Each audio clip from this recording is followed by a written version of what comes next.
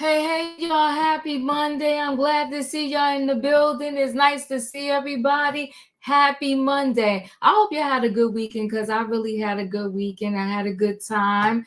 Hung out with the family and friends. Went to see my son for a little quick second at his school. And then, I just came home, relaxed, looked at some some Netflix, watched a couple movies on Netflix. And, so here I am today. And listen, nice to see y'all hanging out with me. I appreciate y'all for coming through. We got stuff to talk about as usual. Yes, we do. Tonight's title is called What's Going On? What's going on? Reputation is everything. And once you get a bad reputation, it's kind of hard to come back from that. Once somebody puts mud on your name, it's kind of hard to recover from that. And I'm trying to figure out, is Meghan Markle a mean girl? Or is it that people put so much mud on her name, it is hard for her to recover? They said the staff quit left and right on her. She can't keep nobody on staff. Now, when she was with the royal family up there in the palace, all of them complained. They had nicknames for her. Okay? They said she was the queen of the email. She would fire off nasty grams.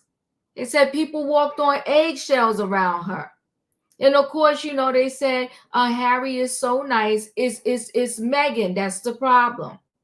Now, I will say this. I don't care what color you are, black, white, yellow, orange, green. If you are female and you are assertive, you a bitch, you're nasty, you're mean, you're aggressive, you're this, you that. A man could be the same way or even worse, and people be like, oh, he just takes care of business. He's this direct. That's the way he is. So is Meghan Markle getting a bad rap, or is she really a mean girl? We're going to talk about it. Yeah, we are. It's always a woman. Fresh strawberries. I don't know why. Why is that? They always blame us. We're going to talk about it because they said the employees are just quitting left and right. They saying surviving Meghan Markle. That's what they say. We're going to talk about it. Do you know out there in the Bronx, everybody wasn't meant to be a mother. Everybody is not meant to be a father. And so this girl in the Bronx, New York, it's a mystery right now. They're still investigating. But she fell out of either a 4th floor window or off of the roof. She fell. Her mother, when she comes back from the doctor's office, her mother finds she's not in the house. She's missing. The mother don't go look for her. The mother sends her sibling, go look for your sister. You get home from the doctor. You know you left your kids home. You walk back in the door and your daughter is missing. You look to your other daughter. You're not frantic, panic, and going to go look for yourself. trying to make phone calls. You send your daughter to go look for her. Your daughter finds her in the courtyard on the rubber thing they had down, face down. I guess she called the name. I don't know. But you claim she gets up and nothing seemed wrong, and she just had a swollen ankle. She climbs over the fence with a swollen ankle. She goes back to the house. I don't know if they had dinner, didn't have dinner. I don't really know what happened. They said a couple hours later, the girl is not breathing right, and she's vomiting up blood. Y'all don't call 911. Y'all take a cab to the hospital. She's not alive.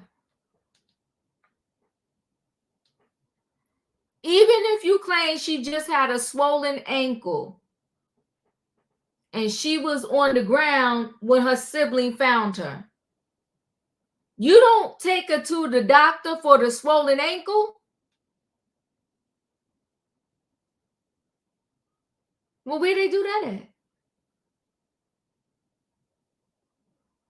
Now they're investigating. Yeah, come on, Tony. I suspect foul play. We're going to get into it because, son, what's going on? Son ain't right. It don't even sound right. My daughter wasn't home when I got back from the doctor. My other daughter finds her on the ground. She climbed over a fence. She got a swollen ankle. And I don't go to see about her swollen ankle. And I'm not asking, well, what happened? Why was you on the ground? What's going on? We're going to talk about it. Then we got Diddy. And I know many people sick of Diddy, so whoever going to hang in here with me, We're going to talk about this.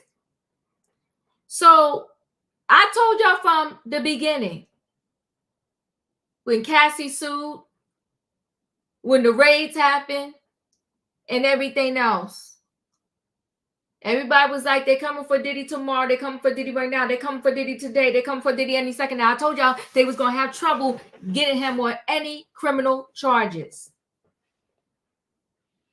And let me break down why once again. Because this Don Richard is a prime example of why they having trouble bringing criminal charges. Because everybody that is a witness to anything that went on with Diddy, they ready to tell every salacious part of the story, but then they don't want to tell the part that can kind of convict them. Why? Because then they're going to have to let the world know that they stood by and watched said crime, even if they get immunity. They're going to have to bear the cross of they watched said crime, they watched it more than once, and they participated.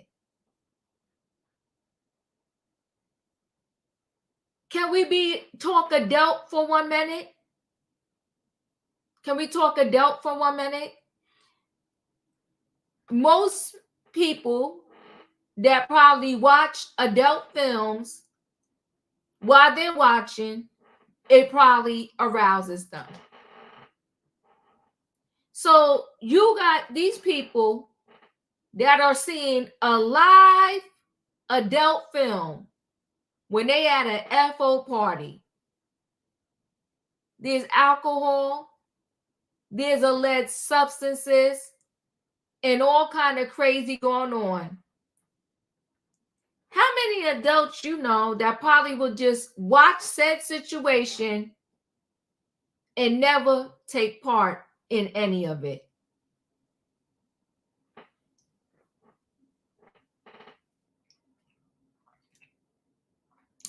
Even if the first time they seen it, maybe they was in shock. The next time they got a little more desensitized, and probably by the third, fourth time, they was involved. Nobody keeps going to a club to party and they don't like the party. This is not me. I didn't go to Harvard or Yale. You could take 1 and 1 and say it equals 2. Tony, when the feds go and raid your home, they don't want 99 months to pass before they bring set charges. So what they're trying to do now is, because all other roads didn't lead to the golden prize. Because are you going to give immunity to 2,000 people so you can get one behind bars?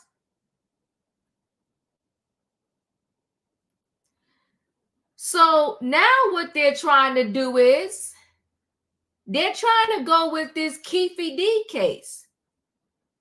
Because Keefe D, he doing anything and saying whatever that man wants from behind bars. He doesn't want to get locked up. There ain't nothing worse than a thug that ain't really a thug. You a fake thug. You was in these streets for years, for decades, on gangster.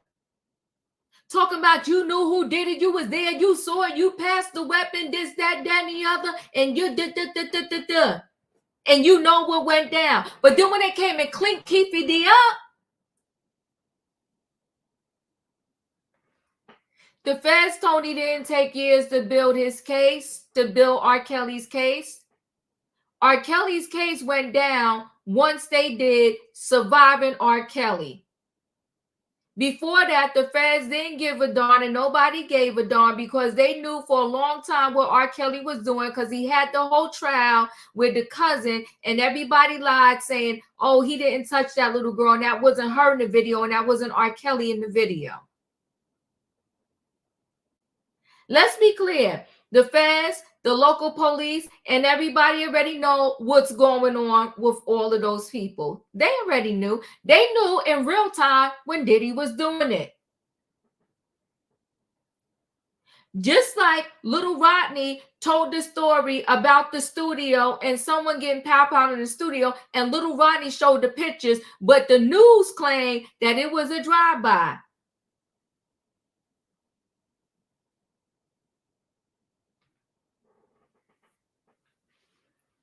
What's her name? Dawn Richards said out of her own mouth, cops was security at these parties. That's what Dawn Richards said. She said cops was security at these parties. That is why everybody was so afraid to say whatever, because they said the man was very well connected and paying everybody. So who do you go to when he can call the cops and tell them, shut that down, don't listen to her? Little Ronnie, if you remember, in his case, he named a whole top cop that was involved, allegedly, well connected in this whole Diddy thing. Don't let them play in your face. We could come with the clues and put them together. So what they're doing now is they're trying to connect him to what Keefe D is saying, because Keefe D is 10 toes down that Puffy offered $1 million to unalive Tupac. But see, the problem with Keefe D is Keefe D never is said if the money was actually exchanged.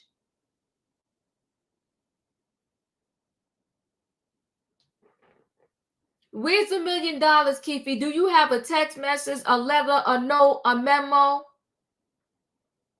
But they're swinging towards that way now because everything else they cannot directly connect to Diddy. But also, too, let's be clear. If they do Diddy, they need to do everybody else that was at those parties getting it in too. Let me back it up a little bit. You know, Dawn Richard told her story, and she said a security guard put her in the car. Well, the people was DMing Roger Bonds. If you know the whole Diddy thing, because this saga been going on for over a year now, the people was DMing Roger Bonds. Was it you? Was you there? Did you see what happened with Dawn Richard? What can you tell us? Now, Roger Bond said he was security and the head of security, not just security. Roger Bond, 10 toes down in the street, talking about he the head of security. He was the head of security for Diddy. He know all he saw or whatever. So he went on his live talking about, yeah, I was there. He called Don fat. He said this, he said that. But Roger Bond said, I never seen him touch Don, not under my watch.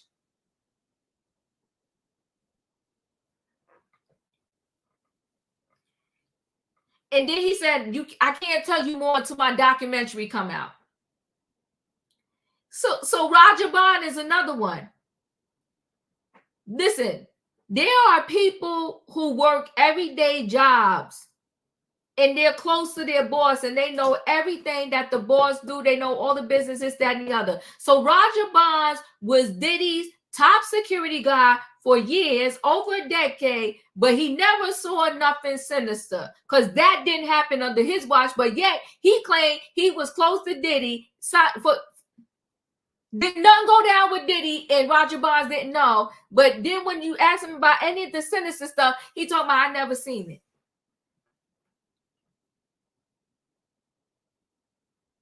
And when he did see it, he stopped it. That's why the feds having trouble. Because everybody, they want to tell the story and not tell the story at the same time. Oh, they want to tell, well, I heard an argument, but it was behind closed door. Oh, I seen girls, they appeared like they was young. If we do a lineup of 15 people, how many is going to guess somebody's exact age? There's some people that are older. You look at them and be like, what? You what? You look like you 30. You look like you 20. We're going to talk about it. What's going on? We're going to have a conversation about it. But listen, yeah, come on, Miss More Better. Everybody needs to go down. Yeah, they got to have their tights, Tony. I agree with you. They got to have their case airtight. And that's what's taking so long. Because right now it got a bunch of holes in it. Because everybody's playing games with the words. I saw it. I didn't see it. I might have saw it. I'm not sure what I saw. And they just want to check from Diddy. And I'm not mad. If you owe money, get your money. But if you want to see this man pay for what he's done and all the crimes that he's done, somebody got to speak up and tell the truth. And the truth may be, you know what, feds? I was there. You know what? I participated in the FOs. You know what? Now that I woke up and I'm better, I know it was dead wrong. But when I was there in the midst of it, it was my norm. Did I see him put hands on somebody? Yes. Did I see this? Yes. Did I this? Yes. Did I that? Yes. Not maybe, I thought, not under my watch, because when I was there, I was a superhero telling everybody to stop, don't do this, don't do that, and stop. I can't with these people. Come on, tell the truth and shame the devil. Come on to that. Tell the truth and shame the devil. Takesha, because you know what? They're not speaking up and telling the truth. We did Don Richards' case. I'm saying Richards. Her name is Richard. We did her case, her lawsuit over here the other day. I forgot what day it was last week. And I believe that yes, stuff happened to her, but she's leaving out parts of her story. So she's speaking up, but she's not speaking up and telling the whole truth. And you know, everybody said, but they had a dream. They stayed because they had a dream. Just because you're not in the entertainment field don't mean you don't have a dream. I know people at Target, Walmart, they work for Gucci, this one and that one, and they got dreams too. They got dreams of being the supervisor, the manager, the district buyer, and all of that stuff. They got dreams. So we all have dreams. But all of us are not selling our soul to the devil for said dreams. Come on, dreams of owning a home. Come on now.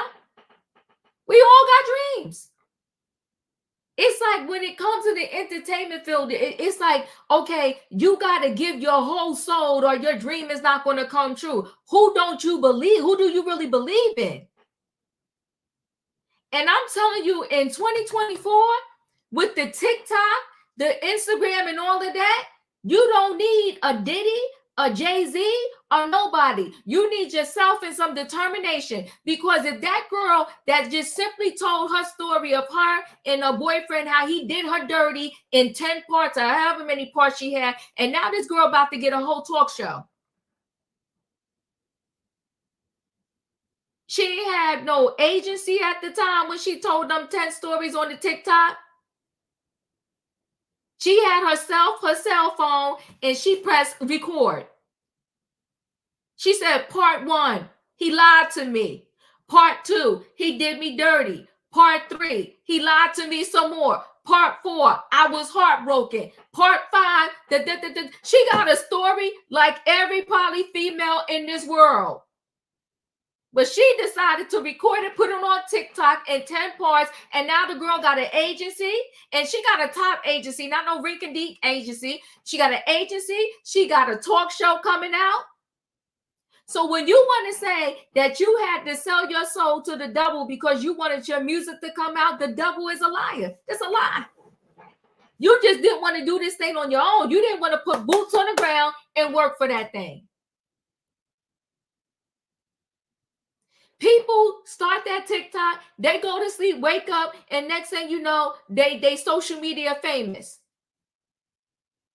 There's this girl right now. I just didn't do the story tonight. She does reviews of designer brands on social media. That girl says she's making $40K a month, and now she's suing Louis Vuitton because she said they discriminated against her, didn't want her to buy their products because they told her that was drug money. She's suing them now.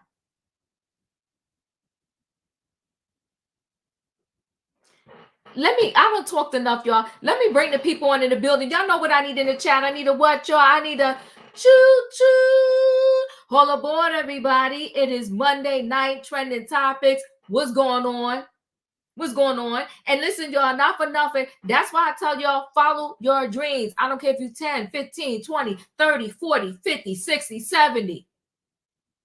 If you believe and you stay consistent, and you want that thing, and you work that thing, one day you gonna wake up and you're gonna be just living in your dream. Keep it going. Don't let nobody stop you.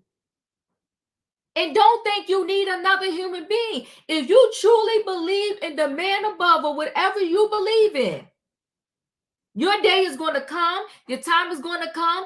Put in the work.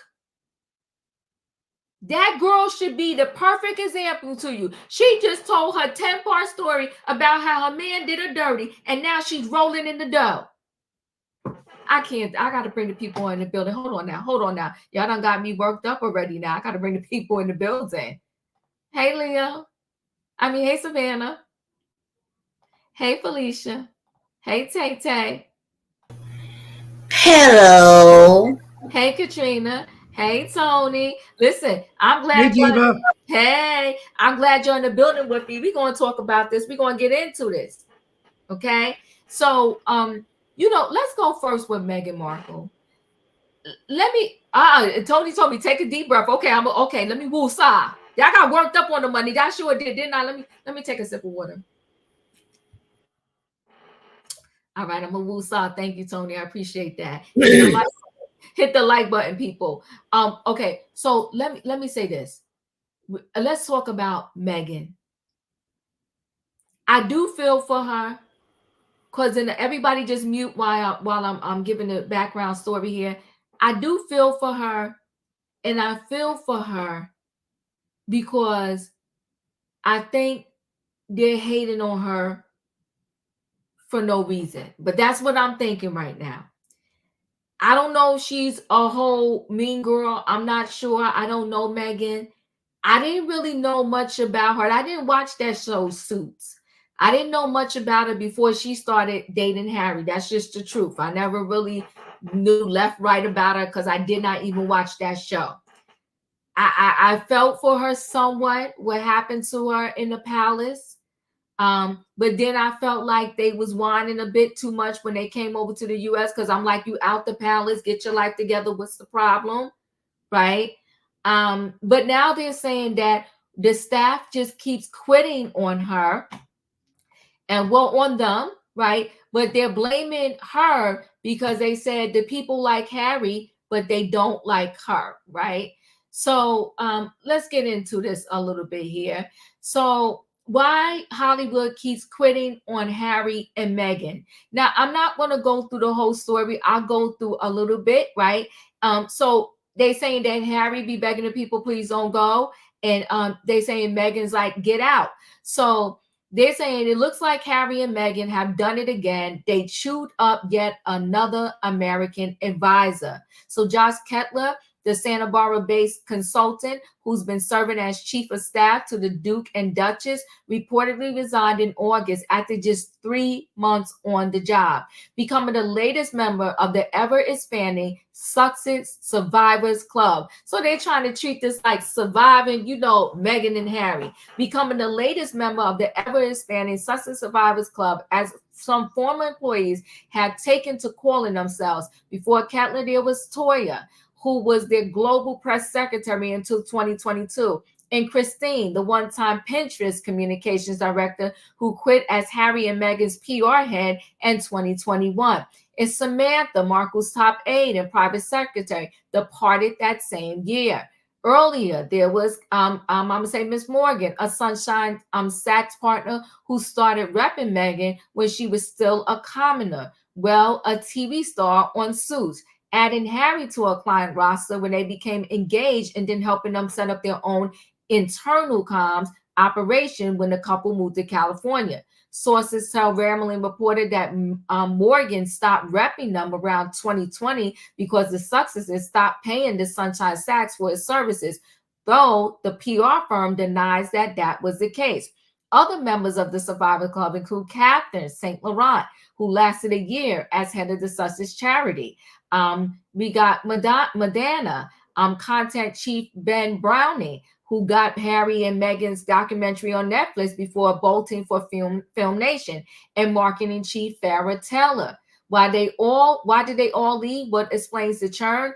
Everyone's terrified of Meghan, claims a source close to the couple. She belittles people. She doesn't take advice. They're poor decision makers. They change their minds frequently. Harry is very, very charming, no ears at all, but he's very much an enabler, and she's just terrible.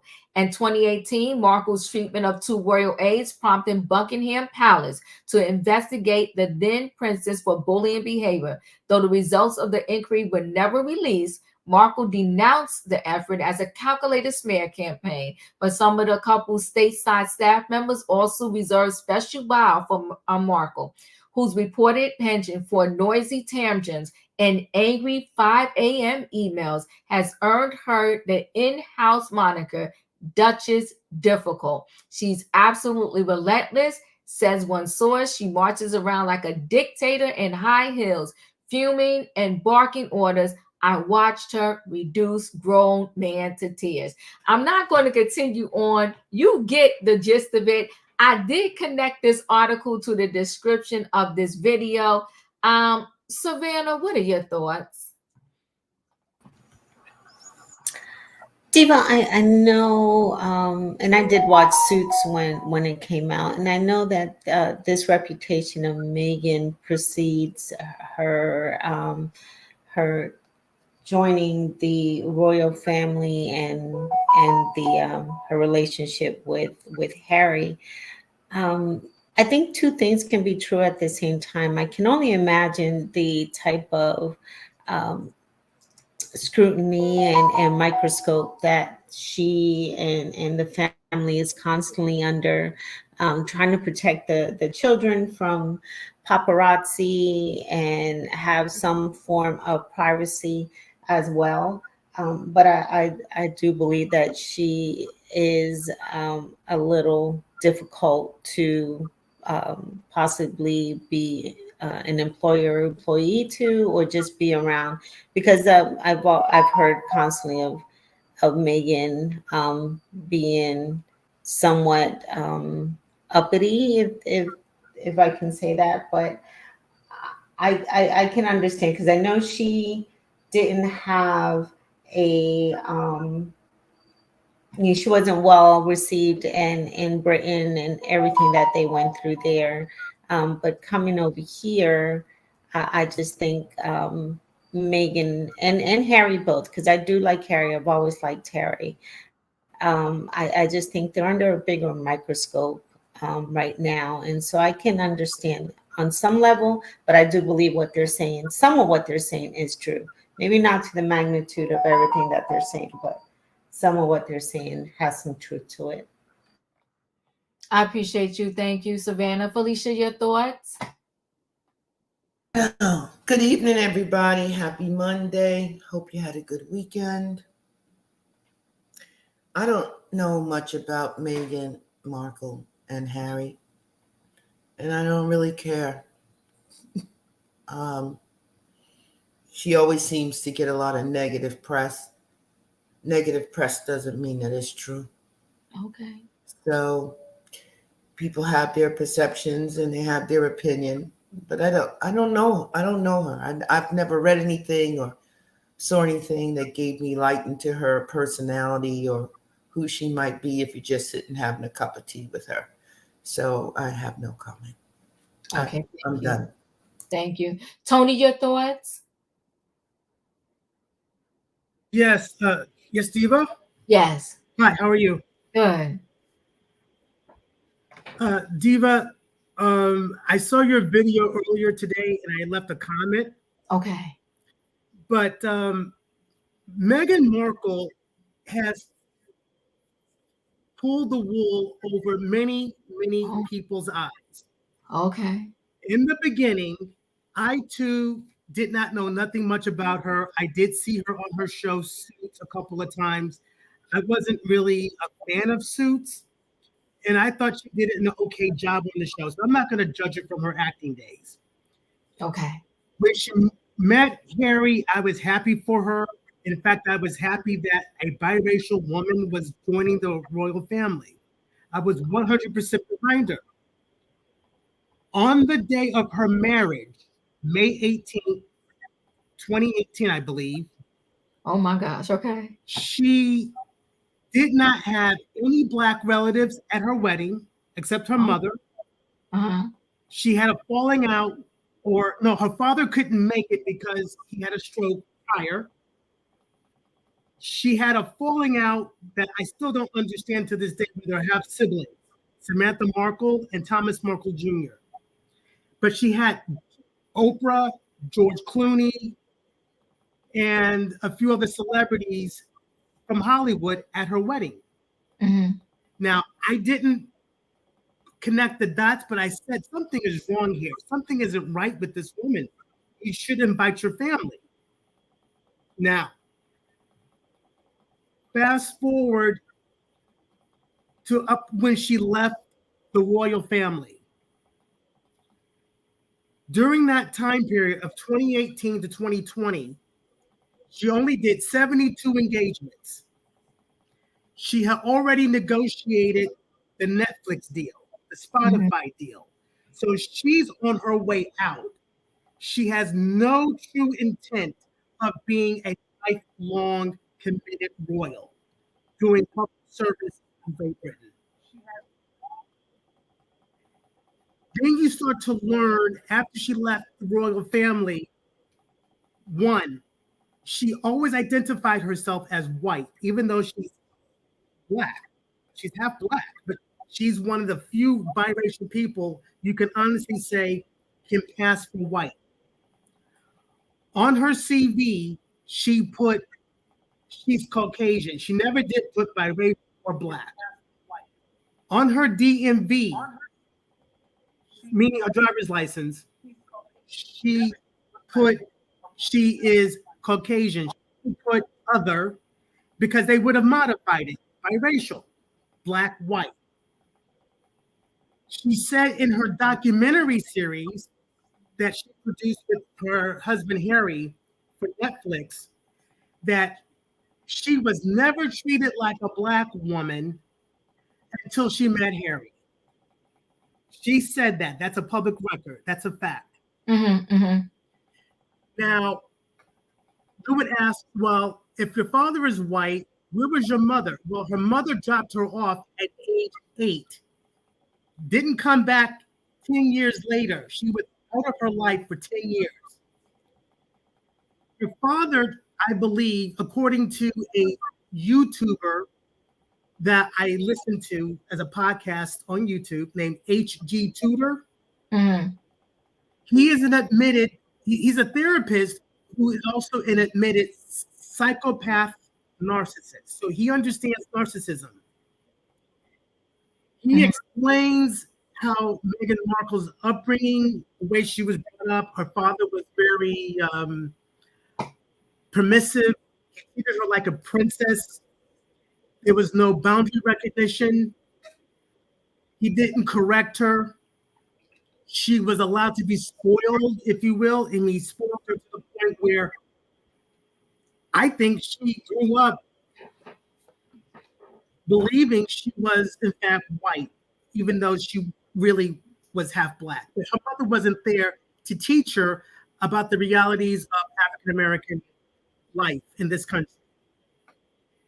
So I believe she identifies as white. She never promotes Black causes unless she's called out for her bad behavior. Mm-hmm. It's a deflection. Now she plays the race card. Notice how she has complaints in England from the palace workers about her bad behaviors, and now you see the same repeat pattern because, according to H.D. Tudor, she's a somatic narcissist. That means somatic people are concerned with their looks, their appearance. She likes to cosplay, pretending to be the late Princess Diana. She dresses like her, tries to act like her, but she doesn't want to put the hard grit, the long-term work that people in England have to put in,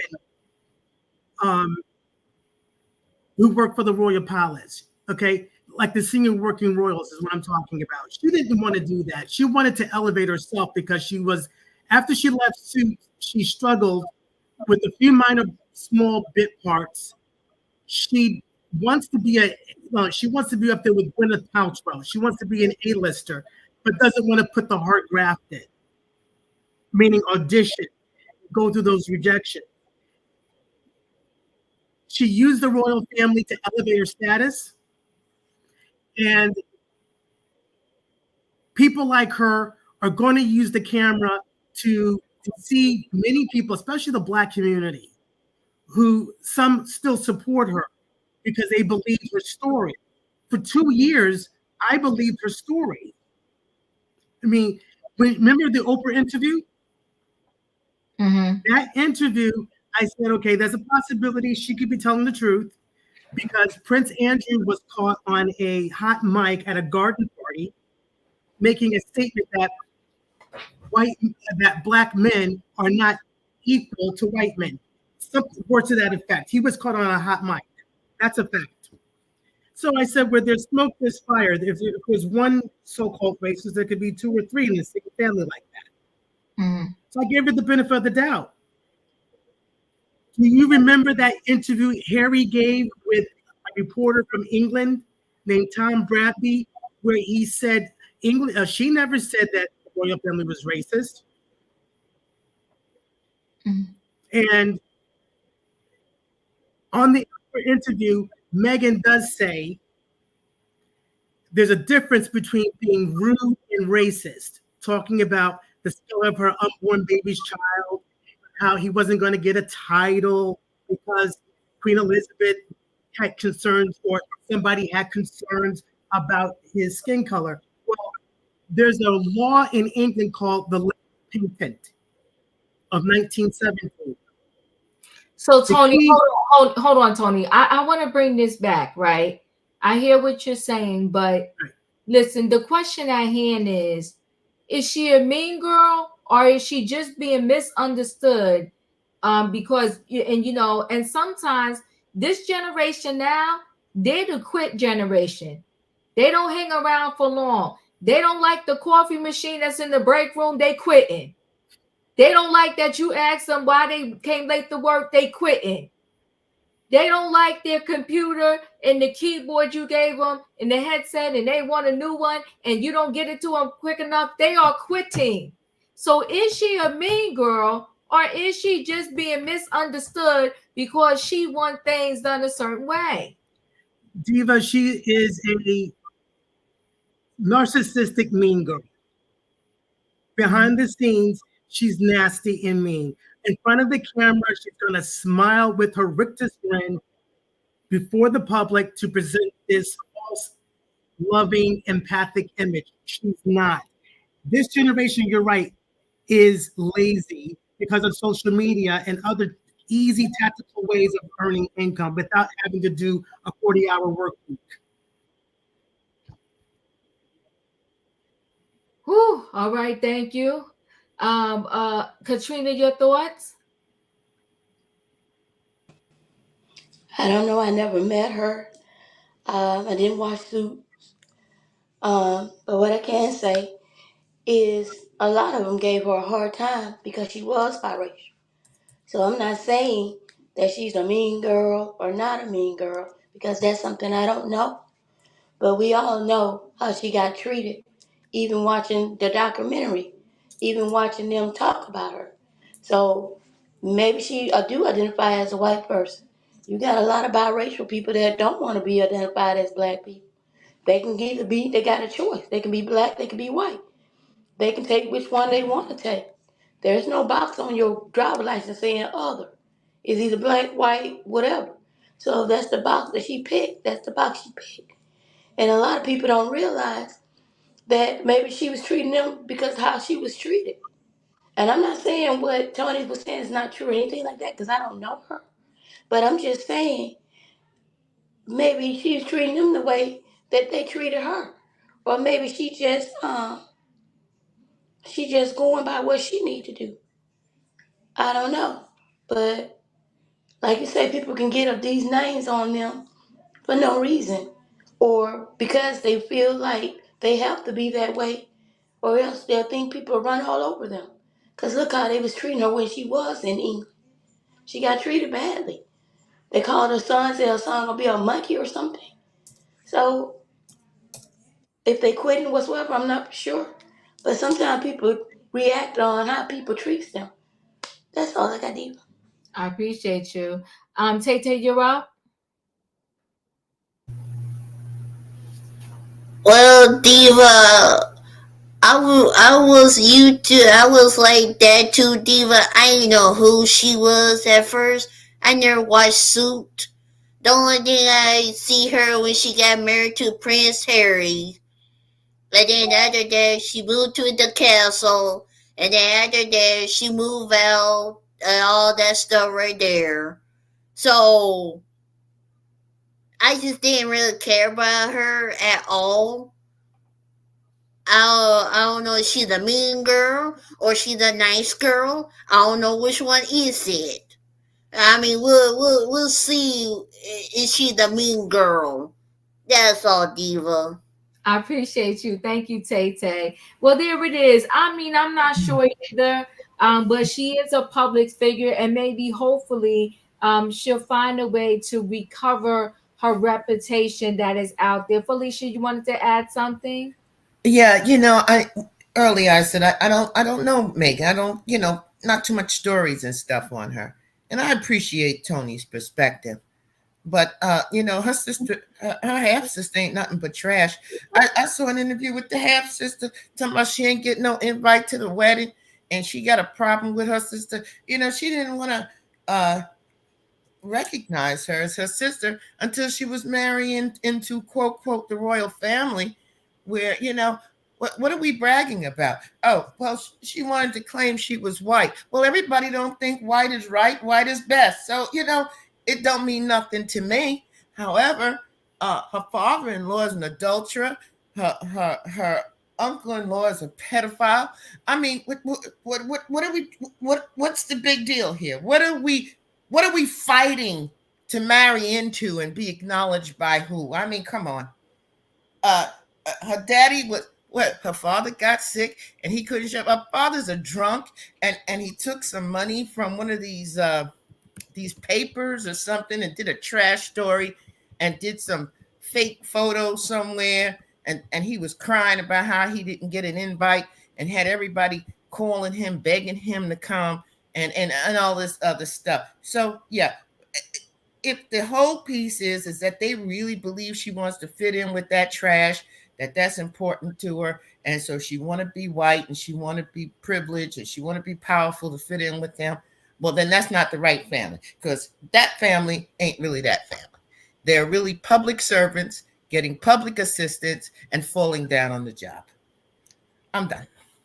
Okay. Whoa.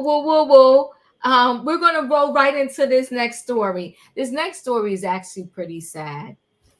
This is another story where I said something's missing here. Something's not right. We need more to this, because it's something is very messy with this.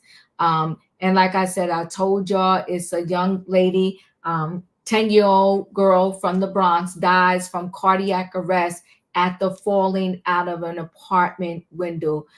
Super sad. But what's even sadder is the circumstances surrounding it. What her mother didn't do, I'm gonna say, what her mother didn't do, has me giving the mother the side eye. I'm very, very sad. So let me go ahead and share a screen so we can kind of get into this story. Let me make sure I'm sharing the right screen here. 1 second.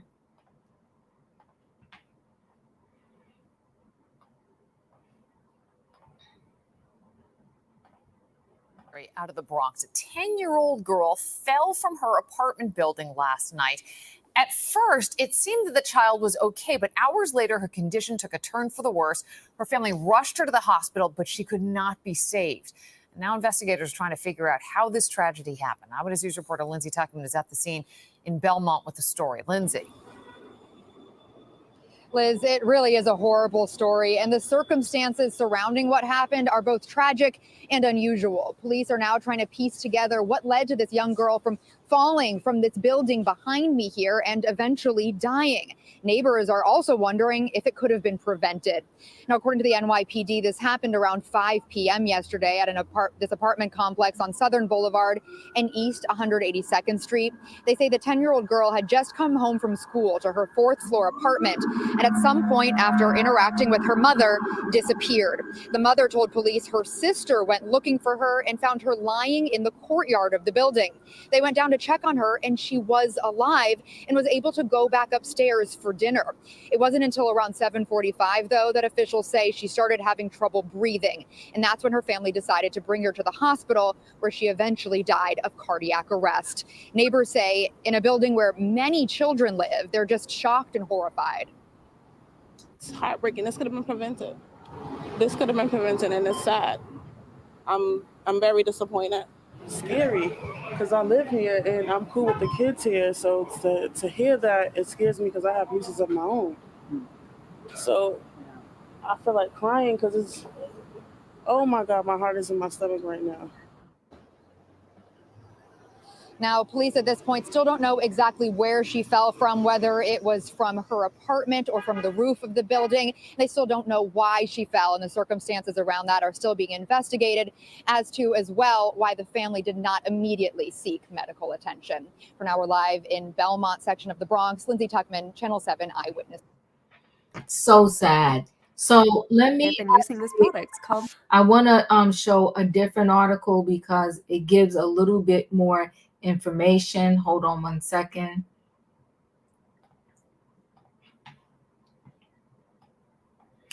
So a 10-year-old girl, a 10-year-old New York City girl dies after a fall from a window. She was a sweetheart. A 10-year-old girl fell to her death from a building window in New York City after she was apparently left at home alone, according to sources. Police were called to 2157 Southern Boulevard in the East Tremont section of the Bronx around 8:45 p.m. Thursday on a report that a girl had fallen out of a building window. The young girl may have been home alone when she took the tumble, and police said she had injuries indicating a fall from a high elevation, including bruising on feet. Police sources told the Post on Sunday. She was vomiting up blood when she was taken by private vehicle to St. Barnabas Hospital, where she was pronounced dead, according to law enforcement sources. Sources told CBS News that the girl and her mother had argued about using an iPad earlier that day.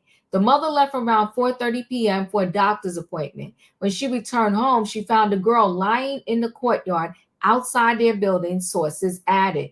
Police are reviewing the surveillance video to try to determine if the child was supervised and whether she fell from a window or the roof.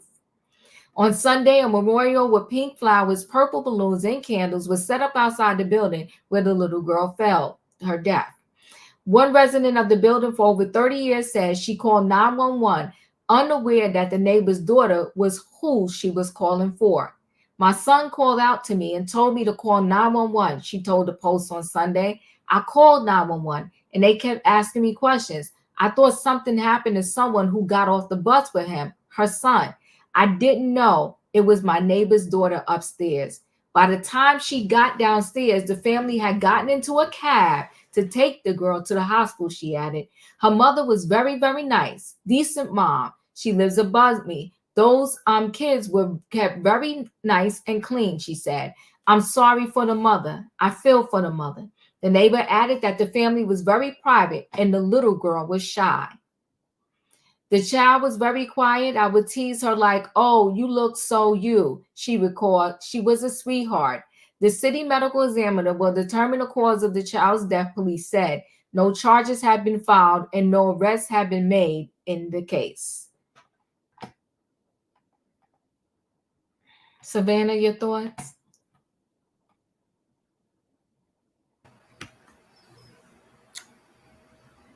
I'm left with my jaw open and scratching my head. You said no charges have been filed and no arrest when there is a clear presence of neglect.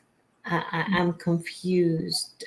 And how many other children were in the home?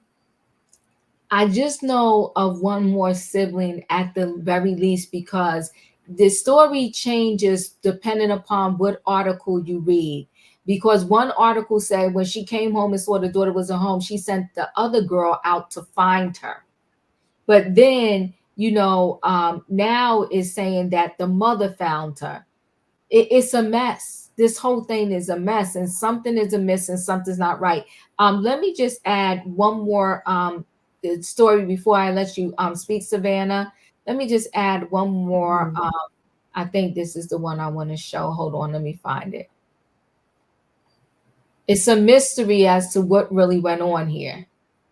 A fall into the courtyard of an apartment building in the Bronx. And tonight, detectives are trying to figure out how this happened. Tony Aiello has a story from East Tremont.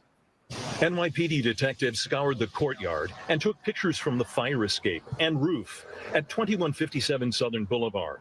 Video from Citizen app shows first responders at the scene, where Thursday evening, a 10-year-old girl died after falling from an elevated area. Sweetheart, always say good morning. Yo, sweetheart. Yeah. Antoinette Talamoni says it's tragic news and residents are anxious for answers. Sources tell CBS News New York the girl and her mother argued Thursday afternoon over using an iPad. The mother left the building around 4:30 to go to a medical appointment and found the girl lying in the courtyard when she returned home. It's not clear how long the girl had been there. Police are reviewing surveillance video, trying to understand if the 10-year-old was being supervised and whether she fell from a window or the roof. At some point, sources say the parents took the girl to the hospital, where sources say she was dead on arrival. That's incredibly sad. Somebody lost their child, cousin, a little kid at school. She's probably missed by her friends in school. No, that's crazy. Workers from the Administration for Children's Services also visited the building and left cards on the doors of neighbors. A child is dead. The city is looking for answers. In East Tremont, Tony Aiello, CBS News, New York. And the company that manages the building, Phipps Houses Incorporated, says it is heartbroken at the loss of a young child and fully cooperating with the NYPD. Like, you all right, dude? Like, I know you're probably going through it. And he was. Savannah? Yeah, I just have more questions than answers because I'm a little familiar with these buildings in New York, not as much as my neighbor here, but I do have family that live in the Bronx and Queens, and I recall visiting them in these buildings, and there, I've heard of many instances where children and others have fallen out of these windows by the screens. If you recall, Diva, I remember like Eric Clapton's son that for some reason came to my mind. He fell out of the window. He was a baby by pushing the screen, but this was a 10-year-old child, and I just have more questions than answers, and it clearly, regardless, the parent is the person that's legally responsible for this child, and failure to get her proper medical care, immediate proper medical care, seeing her fall in that height, that distance, I'm at a loss here why she isn't charged with child neglect at the least. So, sweet baby, I hope that the other children are safe that are in that home.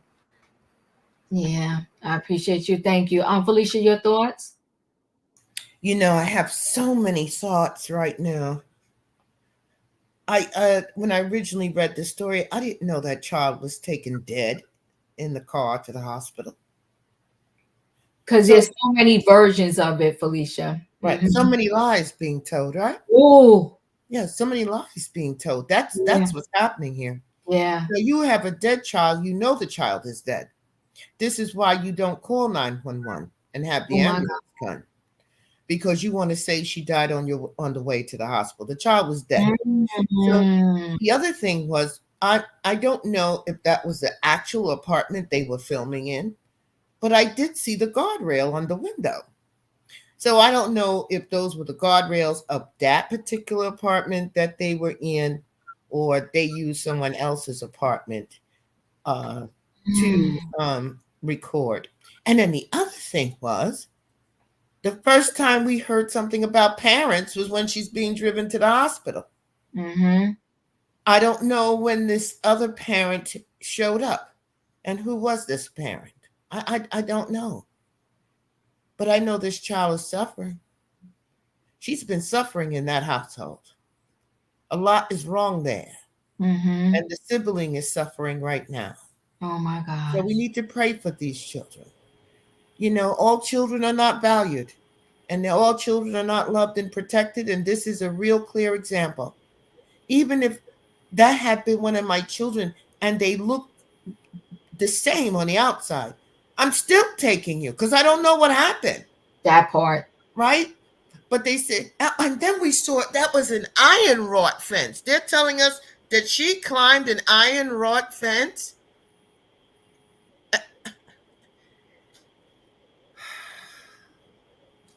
I'm feeling like, Felicia, when they picked her up off of that ground, she was already gone. Mm-hmm.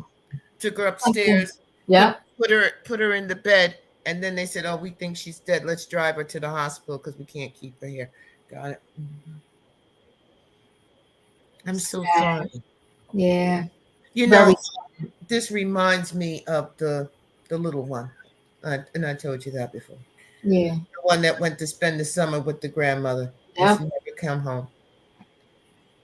If you have children, really, really protect them, value them, pay attention. Diva said, so this agreement perhaps over an iPad. We did a thing on the show about how this technology is like dopamine to the brain, and Mhm. it causes aggression and it causes depression, and for these young people to get in a space that is very vulnerable. So I don't know, because the little one that was down there with the grandmother was over the iPhone. iPhone. It was an iPhone. Yeah. It was an iPhone. And now this is over iPad. You Right. know what's interesting? All this sweetness and this, that, and the other, but somehow they knew that earlier in that day, the mother and daughter had a fight over the iPad. Go ahead, Diva. Talk about it, girl. And how big a fight was it that everybody in the damn building knew about it? Go ahead. Yeah. Okay. She was such a sweetheart. The mother was nice. The kids always looked nice. They always spoke. But y'all know about this blow up fight that happened early today, that she is found unalived. Driven dead to a hospital. And nobody saw her down in this courtyard until this mother got home from the doctor's appointment. Now, see, they claim she left at 4. You was back already at 5, because then they claim they found her at 5. This is ugly. Something is amiss. It's a big lie, because the neighbor who was trying to call 911, it was her son that lives below them. That's a friend to the 10-year-old that knew something happened. Yeah. And the mother wasn't clear. His mother wasn't clear. But the other mother was sitting in the cut. You know what? Every night we come on me, you always got me sending somebody to the jail. Now I want her to go to the jail. I'm with you, Savannah. Charge her with something. Now. Uh-huh. And you see the CPS, they leaving the cars around because they want somebody to talk. Oh, yeah. I noticed that too. They want somebody to talk. This is, and you know what? You hit the nail on the head, because I'm like, why would they're calling 911, but all of a sudden you get in a cab? You get in a cab with somebody who's definitely ill, vomiting up blood? Mm-hmm. But it's what you said, Felicia. She was already gone, and they want was already gone in the cab. Right. Tony, your thoughts? Diva, you, Savannah, and Felicia have me thinking like Columbo now, because didn't the report say the mother left at 4:30 p.m.? Mm-hmm. But the child was found at 5 p.m.? Mm-hmm. They said, I think they might have said 4, Tony. They might have said 4, but literally, that's a quick doctor. I be sitting in my doctor's waiting room for 30 to 40 minutes. Okay, there's no way, Diva, you can go see your doctor at 4. Now, something doesn't add up about the timing. If it's 4 o'clock, but your child is found at 5 o'clock by the mother, mm-hmm. There's no way she would have seen her doctor that quick, that fast. I'm not Tony, buying the it. story, I apologize. The Something story is say off. 4:30. It's 4:30. Something doesn't pass the smell test about the mother. So it doesn't, Tony. And Felicia is saying that they are saying, you saying the mother left with a doctor at 4:30, Felicia? Yes, that's the time the reporter said. She left at 4:30. Well, but then they said the girl was found at 5. Exactly. It's the lies. It's the lies. Mm-hmm. Yes, Diva, something is off.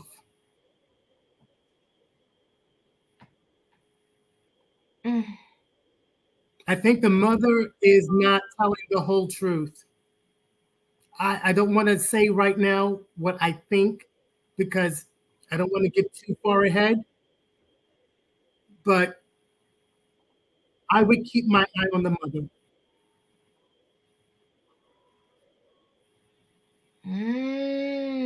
Thank you, Tony. Too good to leave you now. You may be on to something. That wasn't a doctor visit. Maybe the mother took a trip to the pharmacy. What she think she was going to fix? But I'm hearing you. She ain't going for no doctor's visit. But see, what she's so stupid about, they're going to be able to debunk that as soon as they ask her, what's your doctor's name? Yes.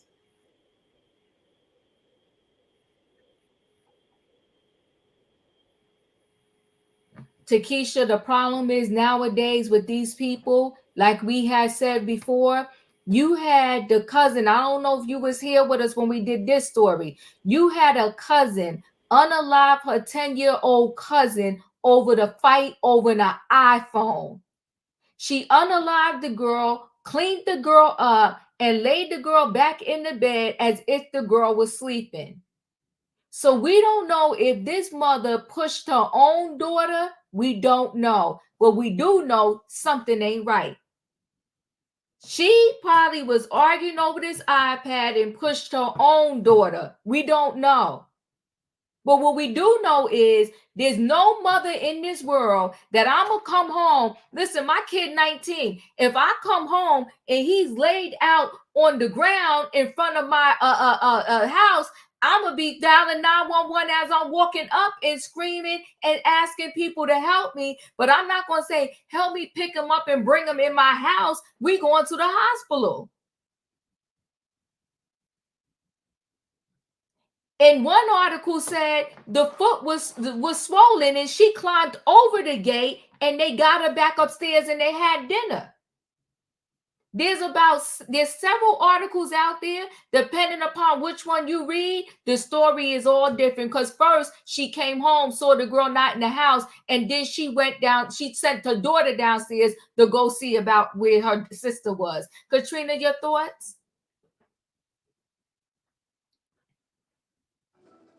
She lied.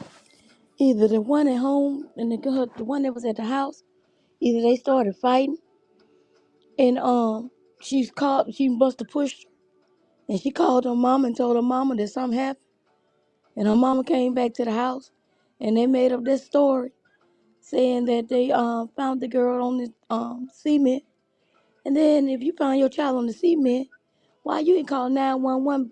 Why are you moving her? And then you saying it looked like her ankle was broken. The first thing you should have did was call 911 if you seen your child laying down on the cement. And then you say,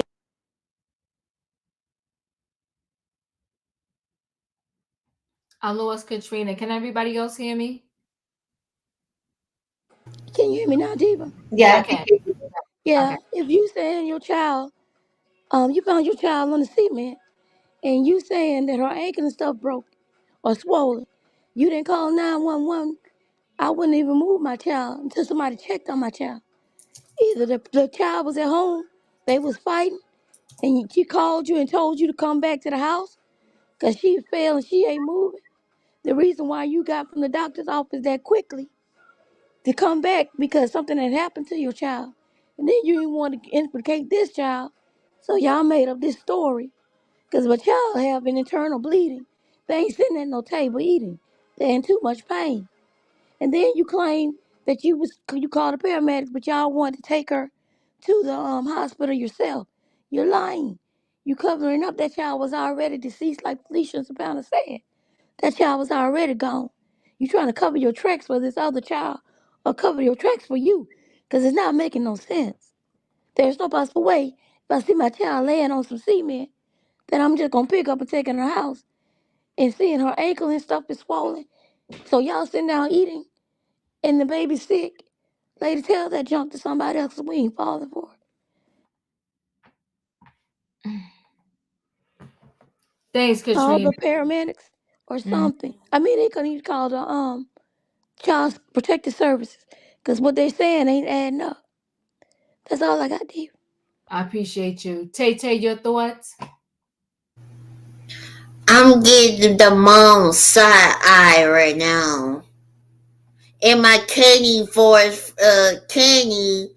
the escape, as she said, the lies, the lies, the lies.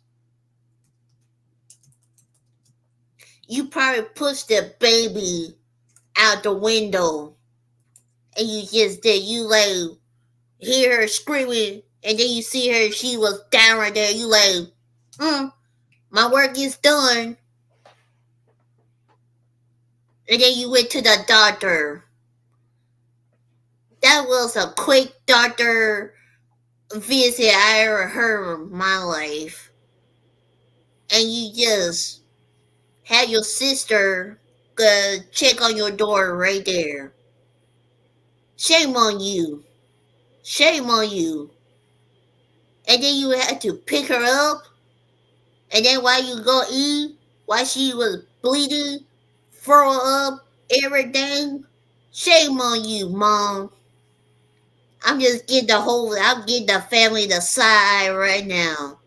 And probably the neighborhood know what you did to the child in the apartment. They probably hear the screaming. You know how they say it for about thick walls, Diva? In the apartment, you can hear everything. And I feel, may this little girl rest in peace. That's all, Diva. May she rest in peace. I appreciate you, Tay Tay. And someone did bring up in the chat, nobody heard this girl screaming or I screamed. Sad.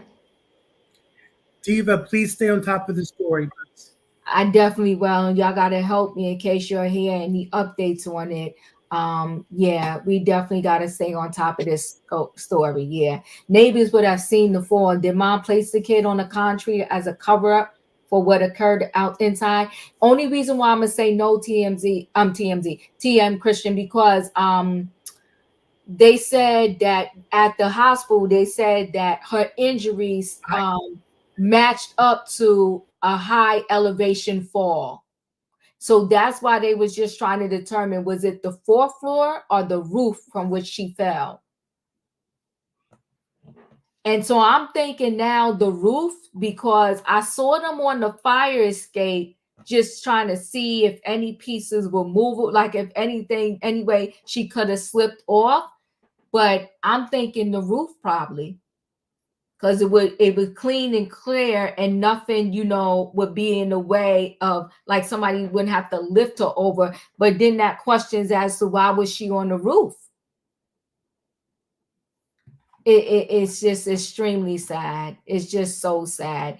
And there's no way this mother can answer to why is it that you did not, if everything else is just it just happened, why when you found your daughter on this ground, you did not take her to the hospital or call the hospital?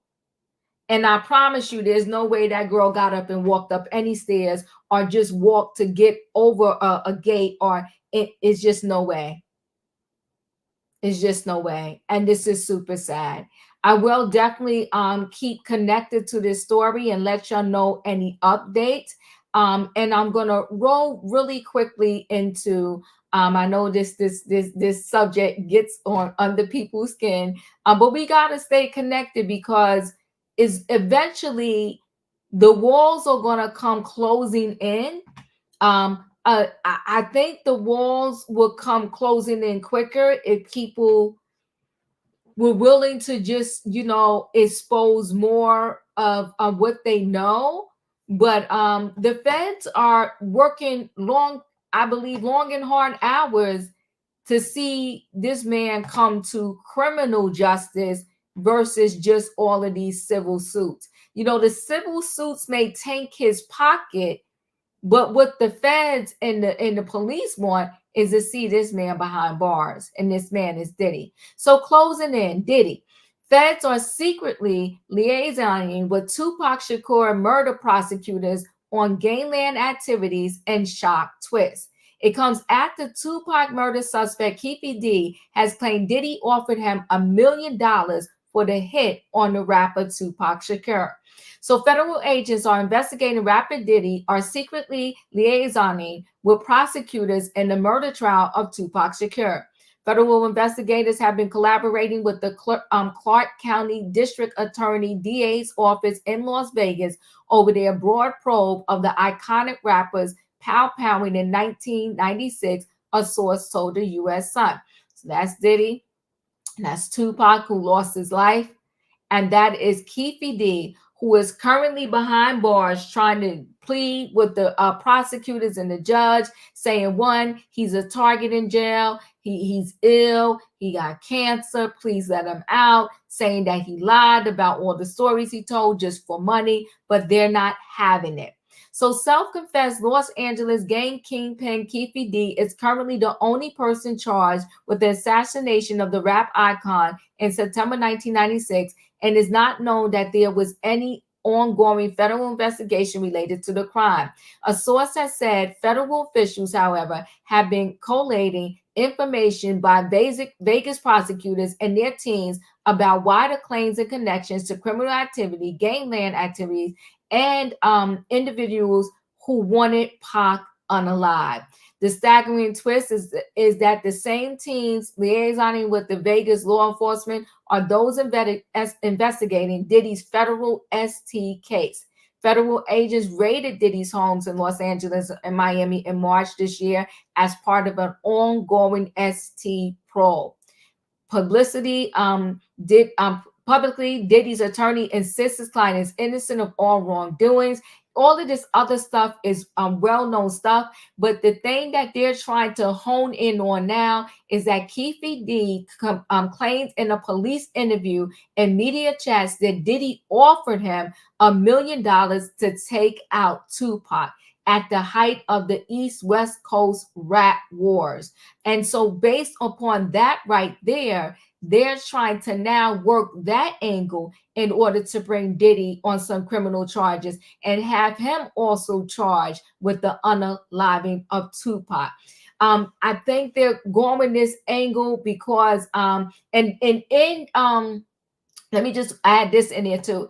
In the complaint against Keefe D, Diddy was named in that complaint 77 times in relations to the prosecutor speaking to Keefe D, Keefe D saying he went to New York, he met Puff at the fact, and he's also saying that once the night that Tupac was, pow-powed, Keefe D said that Diddy called him and said, "Yo, was that us?" In other words, did you do that for me? And so Keefe D claim was that wasn't why it was done, but he told Puffy yes in order to get the $1 million. Savannah, do you think that this is going to finally be the thing that tanks Diddy? There's many things that are going to tank Diddy, from money laundering to human, trafficking, essays. I mean, there's many things that are gonna tank this man. It's no secret that he's been a subject of a federal probe for years. And if we go back to some of your earlier videos, Diva, I mentioned that there's so many high level officials and citizens that are involved in this, from lawyers to Hollywood moguls and chief of police, DAs. So many people have been at these parties that, and I can only speak of what I seen in Miami firsthand, because he used to lock down streets in Miami, and we would have to detour. So I know that there was always this thing of people trying to get into Sean Combs parties, and there was a lot of big money wielding people at these events. So these same people are also not wanting to be outed in this investigation. So the feds do have their hands full, because there's also politicians involved as well. So it's never been a secret. Just like we knew that what Epstein and Trump and them were doing in the West Palm Beach area, Boca Raton, that this is what they do. And it's unfortunate, but it's not a secret to people in South Florida area. I don't understand what Keefe argument is, because he wrote a whole book, put it on all his social media, and went on any interview that would have him come in and discuss, and he freely said everything. So trying to retract it now or say he lied is just it's just, fruitful and useless. So I think the walls are closing in, and his time is coming soon as far as Sean Combs, and he's scrambling. So I really thank Cassie for bringing this out to light. Finally, everybody else is a non-factor to me, because you witnessed this and you did nothing. So I really don't have any much sympathy for all the others that are coming out now. I appreciate you. Thank you. Felicia, any thoughts? Diva, you know. Oh, God. I'm just waiting on the criminal charges. Yeah. I think Keefe D was hoping to be home for Thanksgiving. Doesn't sound like it. Mm-mm. Good luck with Christmas, Keefe D. Okay, Yeah. I'm done. I think by Christmas his trial would have started. He a done deal. It's a wrap. Tony, any thoughts on this? Yes, but first, I think that one, I'm not going to ever use Sean Combs' street name Diddy, because if you take the I out of Diddy and put the A there, we know what that means. So I don't want to glorify him ever again with his street name. So I will just use Sean Combs. Oh, okay. Let me sit up. Okay. As I said earlier in the chat, which you noted, every case is different, and they're going to have to build a case to make it stick, especially when you have a cold case like Tupac Shakur's murder. Right. Like 30 years now, almost 30 years. Right. So they have to be very methodical. They're following up on every lead to see what they can affirm as true to bring charges against Sean Combs. He might not get these charges brought, but they are at least giving justice to Tupac's mother and family members to try to get him some justice, because there is a belief, allegedly, that Sean Combs had a hand in his demise. I'm going to give Sean Combs the benefit of the doubt, because I would want that being done to me if I was in Sean Combs' shoes. So, but we all have to be patient and let this slow process play out, because we don't know everything. But the fact that it was reported on that the feds are investigating the link of Sean Combs' alleged ties to the murder of Tupac Shakur is enough to kind of indicate to the public they're taking that very seriously, because they may have undisclosed information, witnesses, or evidence, or all three combined, that would be enough sufficiently to charge him.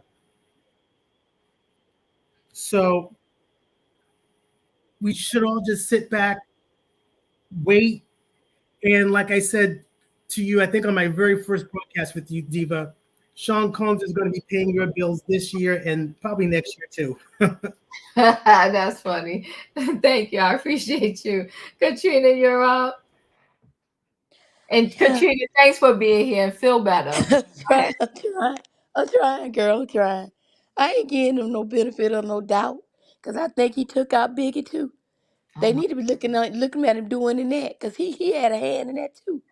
And like I said, with Pop and Keefe, that's what you get. You want to be a gangster on the streets, but now you inside that cot looking up at the ceiling, crying like a baby. But you was a gangster in the street to take somebody's life. Now you scared somebody gonna take yours.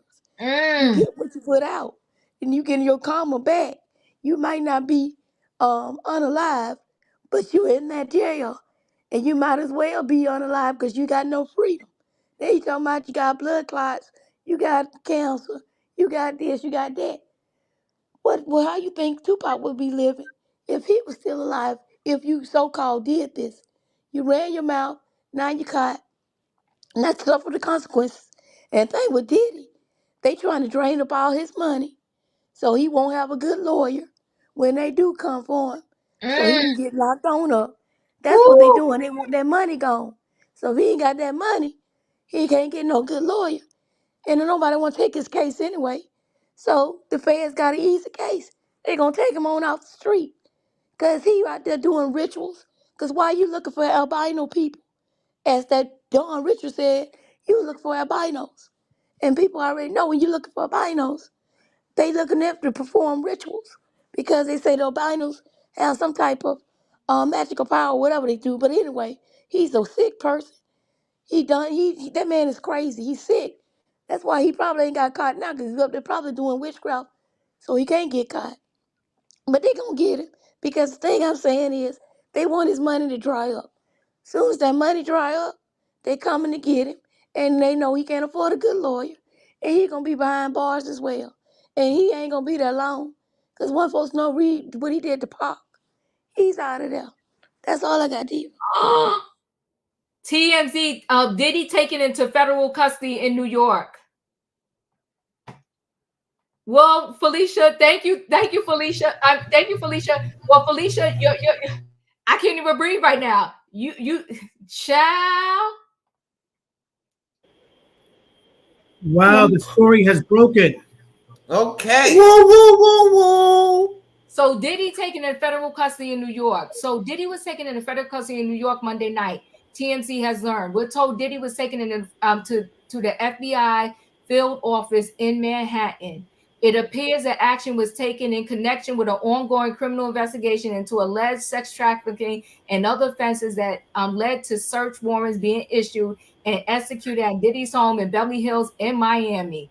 Diddy's attorney, Mark, I can't pronounce his last name, tells TMZ, we are disappointed with the decision to pursue what we believe is an unjust prosecution of Mr. Combs by the U.S. Attorney's Office. Sean Diddy Combs is a music icon, self-made entrepreneur, loving family man, and proven philanthropist who has spent the last 30 years building an empire, adoring his children, and working to uplift the Black community. The lawyer adds he is an imperfect person, but is not a criminal. To his credit, Mr. Combs has been nothing but cooperative with this investigation, and he voluntarily relocated. That's why he was in New York. Relocated to New York last week in anticipation of these charges. Please reserve your judgment until you have all the facts. These are the acts of an innocent man with nothing to hide, and he looks forward to clearing his name in court.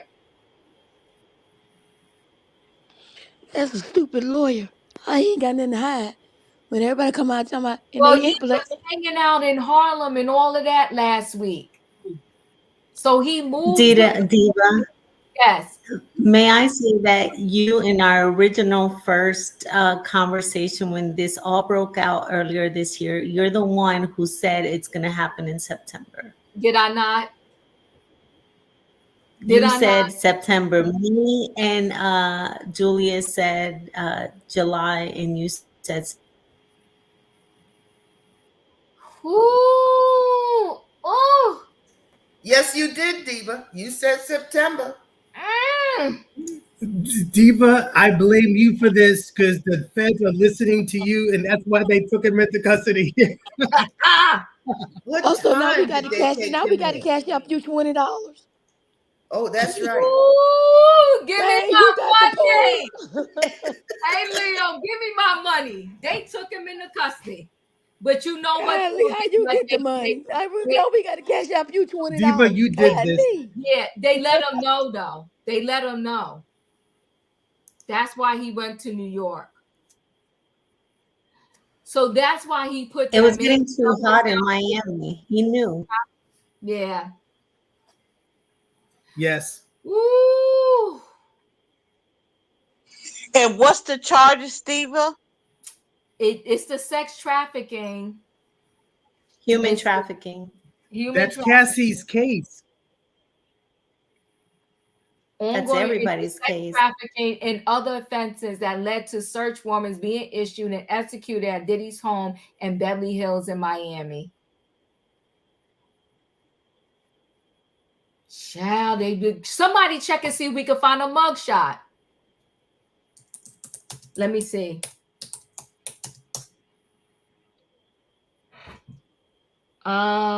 These are all old, right? Let me see. Maybe Fabricated. tomorrow the mugshot might be released. Yeah. You know what? Let me text somebody. Hold on one second. Diva, Go ahead, talk. Yes. Do you remember who was he sitting on the stoop with last week? Who was that? It was the people. He was in the neighborhood. Remember? Yeah, I do. And it was some kind of it was a rap artist. Maybe somebody in the chat remembers. I told y'all it was only a matter of time. I said that. So tell me, so he agreed last week to stay with the friend to be here this No, week? they said he moved to New York last week, knowing that these charges was coming.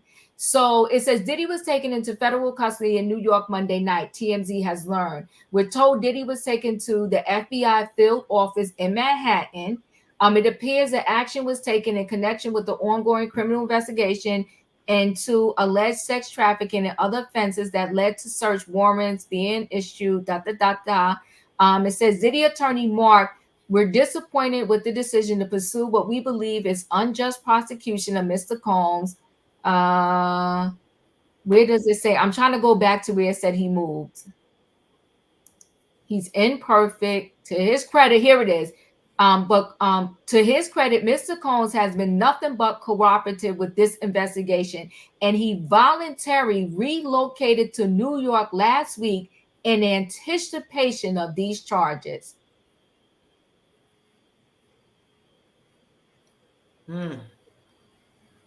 Oh, well, it's about to go down. There's Sherelle putting it too. They said YouTube blew up. Yeah, it is blown up. Ooh, child. I got cash out for $20. I think the bet was it 10 or 20. We got to cash out. You know I like to make bets I don't collect on. But you know what? Because I probably said something like Starbucks. We need boots on the ground in New York. Woo, child, I'm trying to text the people I know to see what they know. Oh, darn it. Let me talk.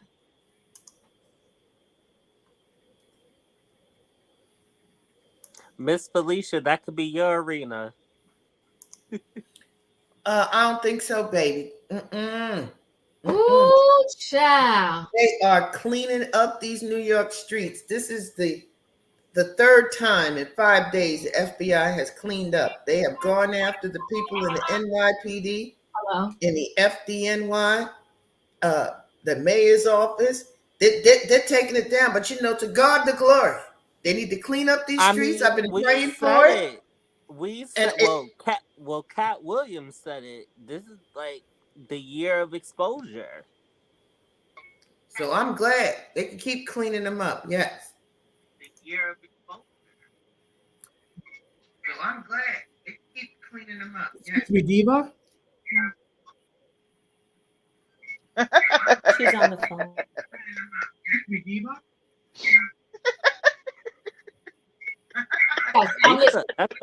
Who is somebody needs to turn us off in the background. Who's trying to talk to me? Hello? Who's trying to talk to me? Tony, is that you? No, Diva, that's not. I wanted to point out real quickly, when Sean Combs lost his default $100 million judgment last week, that could have been a sign of more things to come, like tonight. That default judgment, though, he claimed that he never received he never was served. He never was served. So listen, what we do know is that they didn't just go snatch him up.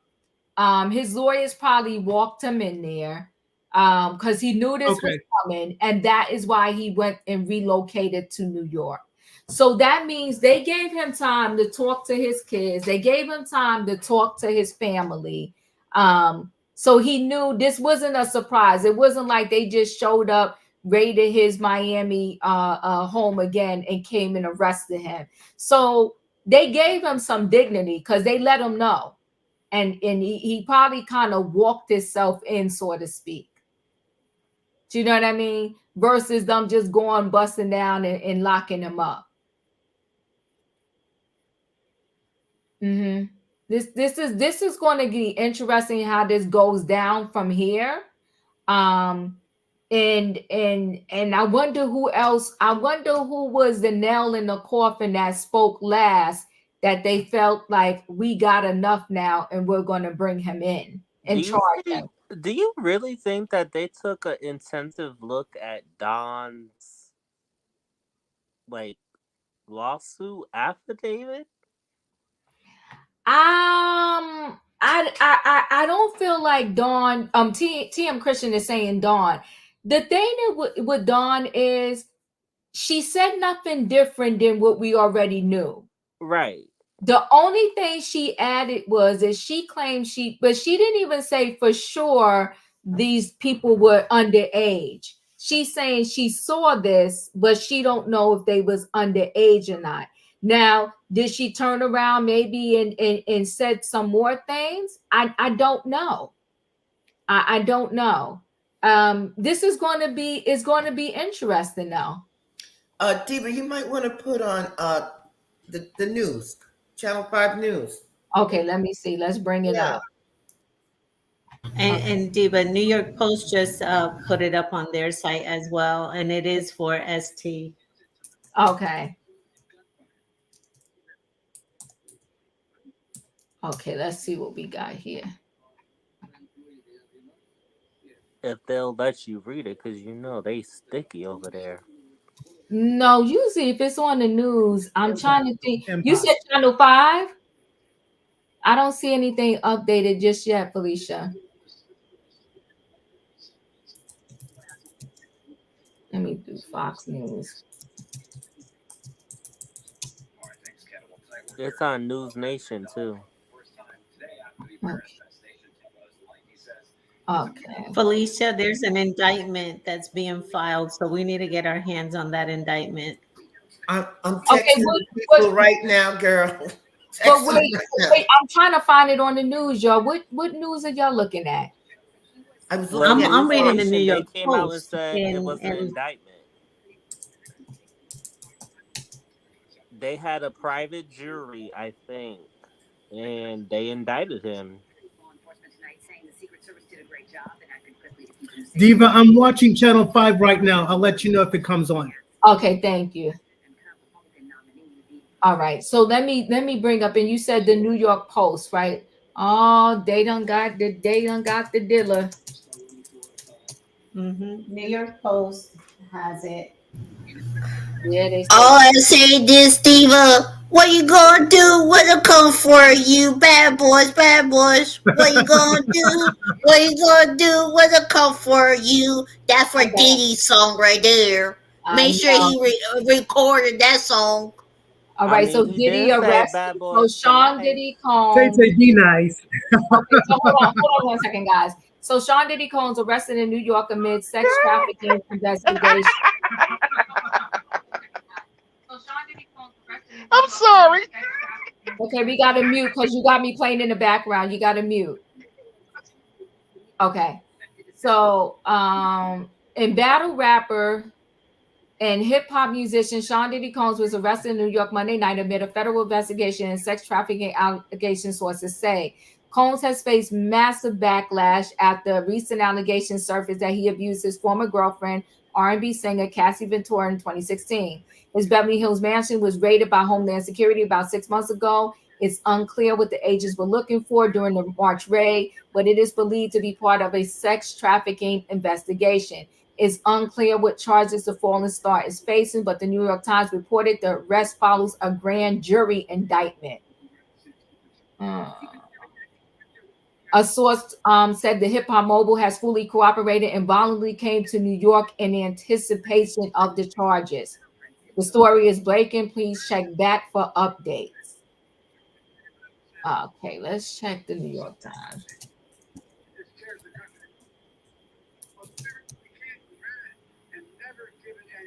If you go to the NBC News, they got there for for SA, drug trafficking, and something else.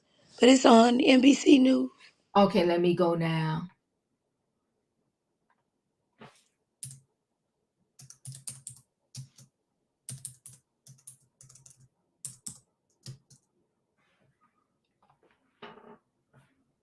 Okay.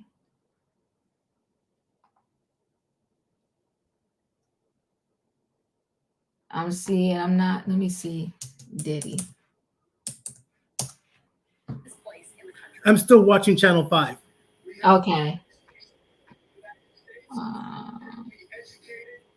I don't see anything live with the arrest yet on YouTube on the news. Go Google Diddy arrest and everything will pop up. It'll be NBC, New York Times, and Okay. something else. But go to Google. My apologies, everyone, because the FBI is all in the NYPD, the FDNY, and every damn thing else. Nobody's talking here. Yeah. Nobody's talking. Okay? Ooh, And so folks are like, I can't talk. I can't talk. So, sorry. That means it has to be something more than what it is that we know. Listen, the FBI been here for the last 5 days, and they've been picking people up off their jobs and clinking them up. Okay. So I'm looking at CBS, the local news, to see Diva at the same time, and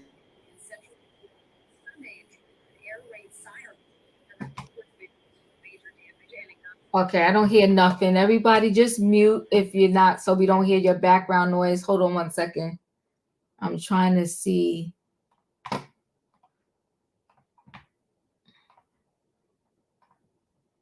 ABC News has learned that Sean Diddy Combs is now officially the subject of a federal criminal investigation, according to 2 sources. And those same sources say that a federal grand jury is hearing evidence related to that investigation. This could lead to an indictment for Diddy, but right now there are no indications that charges are imminent. Neither the U.S. Attorney's Office or Combs' attorneys have responded to requests for comment.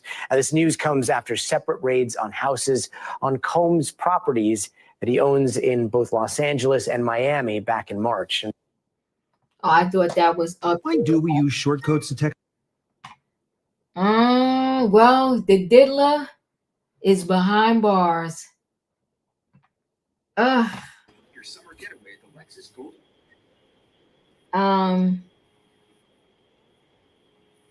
Sean Diddy Combs arrested. Rolling Stones. Diva, check tomorrow's news morning, like Good Morning America and the Today Show. Yeah, they're all every outlet right now just pretty much saying the same thing. They're just saying ST. They're saying, that he pretty much came, like he came to New York anticipating that this was about to go down. Let's see if his kids, let me go check his kids on the Instagram and see. Let's see, because King Combs. Let's see if he puts something up. You know what? Now that I think about it, Felicia and y'all, even King Combs was in New York this week here. Because this right here, see, New York, 3 days ago. They all knew. They all knew.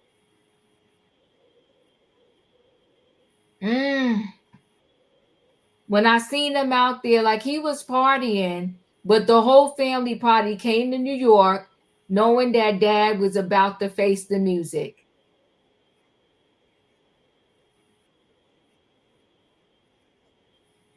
That was King Combs in New York. Let me see if Justin came to New York too.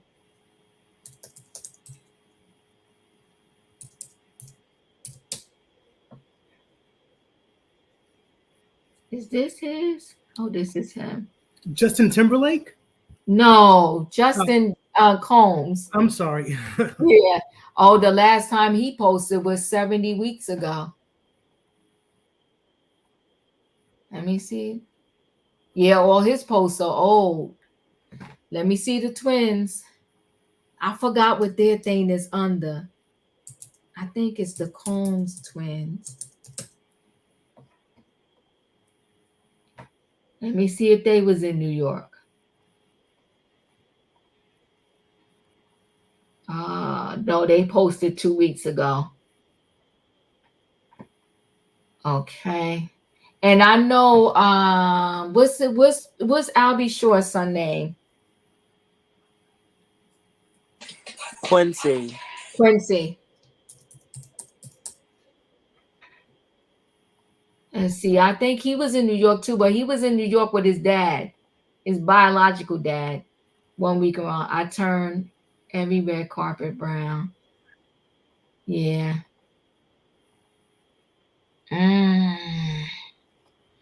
Well, there it is, y'all. Was state because he has an extradition would have been a big media circus.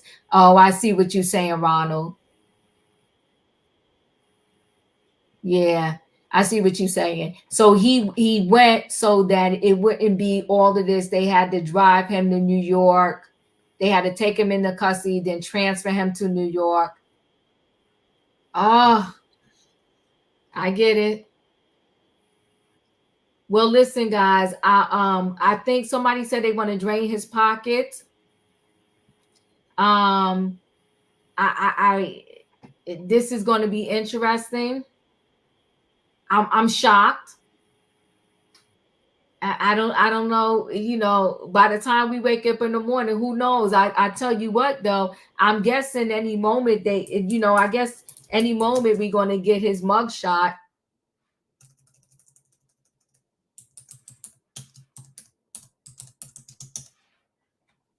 Uh, 7 minutes ago, People done came out with an article. Let me see if People said anything different.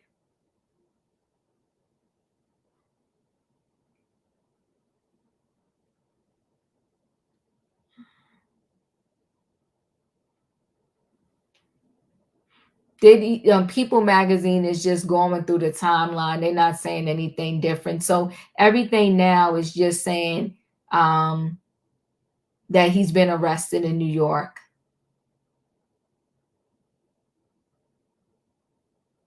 Oh, so how they said he moved there? They said they're saying, hold on, let me just Adam. Yes, TM Christian, I'm seeing that at a Manhattan hotel.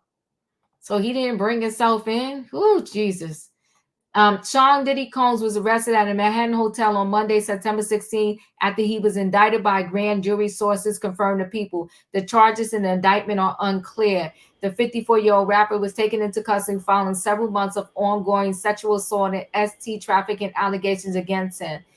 We already read, we are disappointed with the decision to pursue what we believe is an unjust prosecution of Mr. Combs by the U.S. Attorney's Office. Combs' lawyer Mark said in a statement to People, Sean Diddy Combs is a music icon, self-made entrepreneur, loving family man, and proven philanthropist who has spent the last 30 years building an empire, adoring his children, and working to uplift the Black community. He is an imperfect person, but he's not a criminal. To Mr. Combs' credit, he has been nothing but cooperative with this investigation, and he voluntarily relocated to New York last week in anticipation of these charges. Please reserve your judgment. We already read that. There have been 7 allegations against the rapper. Combs has denied all allegations. They talk about the Cassie case, Joy Dickerson, Aaron Hall.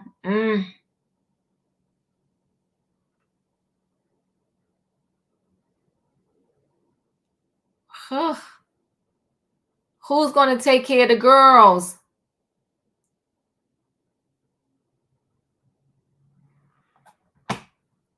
Listen, guys. This is the moment everybody's been waiting for. I'm about to close out. Savannah, your last thoughts? Living in a hotel, but I guess you know what, Felicia? I'm thinking it happened so fast. like TM Christian said, he did, or somebody said he didn't want this extradition from Miami to New York, so he wanted to lessen the noise around it, which probably his lawyers advised. So he didn't have time to find a place really that quickly, so he was living in a hotel. Savannah, what are your final thoughts?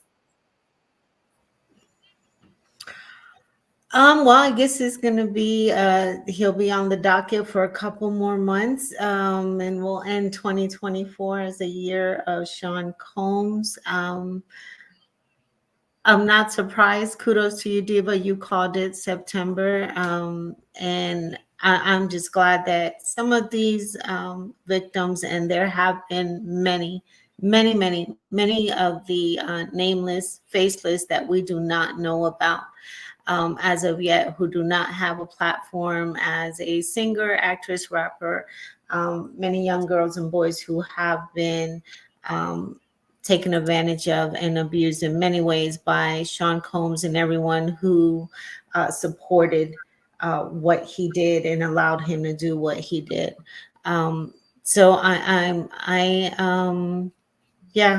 think this is the beginning of the end, but he will be dominating all our news circles for the next few months. I just wanted to make a quick reference, especially I'm looking at Miami newspapers. Something is going on down there as well. It hasn't been, I haven't seen breaking news, but there is something going on in Star Island. And I just want you to recall that the caliber of police officers that were involved in the Tyreek Hill situation last week, those types of officers are the ones that, were easily bought by Sean Combs and allowed him to get away with many of the things that he did. So I guess he'll be on the docket for the next few months, Felicia. I'll be here with you, Leo. We'll struggle through this together. Felicia, your final thoughts? To God the glory. To God the glory. I thank him. I thank him. Whether this man is found guilty or not, there needs to be something truly called accountability, and to bring the end to the madness, the hurt, the harm that he has done to so many. And so I am just so humbled this evening, because it got, when we started the story, I was beyond the end, waiting for the criminal charges. And he brought him in, and I don't care how many lawyers he has, if those who are brave enough and courageous enough to come forward and speak the truth, then perhaps those people can get justice. But it's a good thing to see and to know maybe this industry, particularly the music industry and the film, maybe this will be the big turnaround that it's needed. Because so often you have said that these young, talented people want to just go in and create and be artists and be great. And they can't, for all of the darkness and the negativity and all of the abuse that they have to take on. So maybe this will be the start of something wonderful for folks who want to be in this industry, and they won't have to kowtow anymore to living these dark lives. And so to his children, I do pray for them. I pray for their well-being. I hope they're safe. And, I wouldn't be me if I say, gee, I hope they locked up Mama Combs too tonight. I hope they got her mugshot too. Okay, I'm done. Woo! Don't do that. Don't do that. Mama Combs almost had a heart attack when she learned that this was coming down the pipe. Now you want to take her out talking about put handcuffs on Mama Combs. Felicia, don't do that. Tony M., your final thoughts? Yes. Diva, you've done good reporting. And this is an amazing moment for this to happen live as you're reporting on something. I do agree with Felicia. This is the beginning of Sean Combs's end.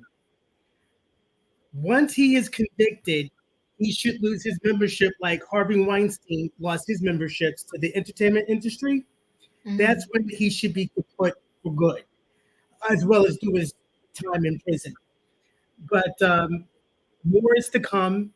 We're only maybe 1/3 of the way there. And also, I want to let you know that the U.S. Attorney's Office for the Southern District of New York has a 97% prosecution rate, successful rate of prosecutions. So it doesn't look good for Sean Combs at this point. Ooh, ooh. Katrina, your thoughts?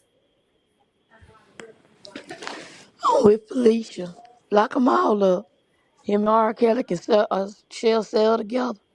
And the people around R. Kelly should be locked up too. Because he didn't do it by himself. He had people helping him. And so did Sean Combs. People around him knew exactly what was going on. Didn't say nothing to turn a blind eye. I think the ones that implicated themselves trying to get money from Cassie on down. You might have been a victim, but you was a victimizer too. I think all of them need to be locked up when they see what's going on with them kids and the other people and how he took advantage of it. And Mama Combs, she was living off the riches of somebody else's and turning a blind eye to what her son was doing. But she was living in luxury off other people's work. She was living off their backs and she didn't care. So why should we care about her even though she old? But no, you didn't care about them people that he was ripping off. You didn't care about them girls. You didn't care about the people that was getting drugs. They not even knowing they was getting drugged. You don't know if they overdosed. You don't know what their life is gone. No, I don't have no sympathy for them. I hope all of them, they need to go round up every last one of them. They don't need no immunity. They need to be locked up just like Sean Combs and just like the ones that help R. Kelly. From Drea to Lil Mama to Lil Uncle. All of them need to be in the same little patty cell. That's all I got. Tay, you're up. Well, Diva, I'm team with Felicia too. Lock Mama Combs up too. She knew with her son what he was doing, and just like Katrina said, she living off the people their paycheck. Why she had a good life, why they will suffer it at the end because of her son. I'm glad he got locked up. I told you, Diva, I don't care what months. I don't care what months he get arrested. I said I still be waiting what day the months he gonna get arrested. And it was this month right here. Two right here. September 6th. I don't care. Yes, ma'am. And D, I hope you have your best lawyer to help you out to get out this president. The president. The prisoner, because you have all those people will gonna get you. Was come to get you, and this is your karma right here. Karma don't play. It comes around, goes around. Your karma will come get you after all you did to those people right there. And justice for Tupac, Biggie Smalls, wow, Kim Porter, the doctor, and the bodyguard for what you did to them. But no, you won't be stay at the top while they stay at the bottom right there. Because you was became a billionaire. Guess what? You ain't a billionaire no more. You never was. You have to pay all the lawyer fees for the lawyer lawsuit that you had coming to you. I said, get all the money to the victims that you did something to them after all those years. Your karma it got you today. That's all, Diva. Well, there it is. Boom. Hold on now. Let's share this. John Diddy Combs is taken into federal custody. According to the site, Diddy was taken by the feds earlier tonight in Manhattan in connection with ongoing sex trafficking investigations. It was nearly 6 months ago that search warrants were executed at his homes in Beverly Hills and Miami. It's unclear at this time what charges the music mogul is facing. We're going to monitor any new developments and bring you updates as they come in. Breaking news right now. Ladom, your final words? Oh, all I have to say is Jehovah God is an awesome God. He's a God of justice. Felicia, I second that emotion. You hit the nail on the head. And it's about time. That's all I have to say. It's about time. Well, September 16th, who would have thought we was closing out this Monday I this didn't way speak, like Diva. this? Oh, I'm sorry, babe. Thank you for telling me. Go ahead, Julius.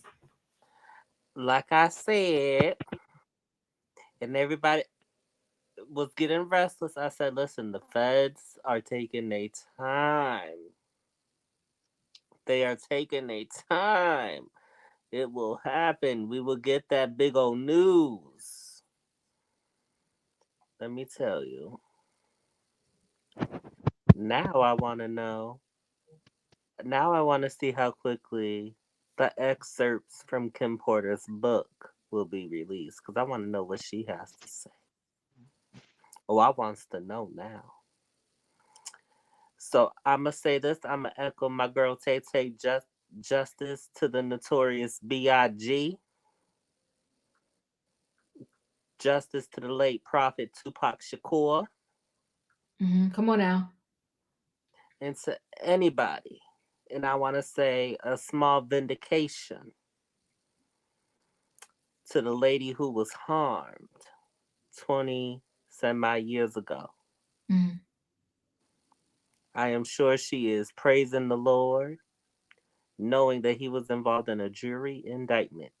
Now we need to stay prayed up because this man is a big time demon. He is a demon. He ain't no kind spirit. He ain't no icon. He ain't no philanthropist. He ain't none of that. He is a demon. And we need to hope and pray and let our Lord and Savior, Christ Jesus, render justice. And now for everybody else, ooh, this gonna be good. Now y'all had the ego to clout chase with them and everything else. Y'all better keep y'all pockets sharp because they probably coming for y'all too. Yay, yay! The Don, thank you so much for your super chat. Locked up, they won't let me out. They locked him up. Oh, they said it's live Won't on with the CNN. Akon. Okay. Hold on one second. Ronald said it's live on CNN. Let's check before we close out of here. Let me go see if I can bring this up on CNN. Hold on one second. Let's see what they're saying.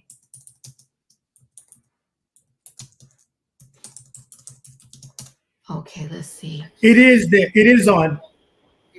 Okay, I'm trying to pull up their live. I just see one. Let me see CNN.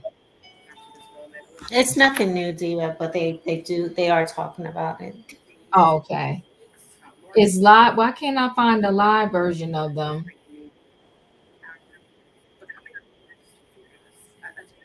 I'm not finding ABC Live. No. Channel 78. No, but I'm trying to, I would have to bring it up. I'm trying to bring it up on YouTube, the live. Oh, okay. Let's see. Hold on. Let me see if they're saying something here. Don, thank you for the super chat. Let's see before we close out if they're saying anything. And calling the police.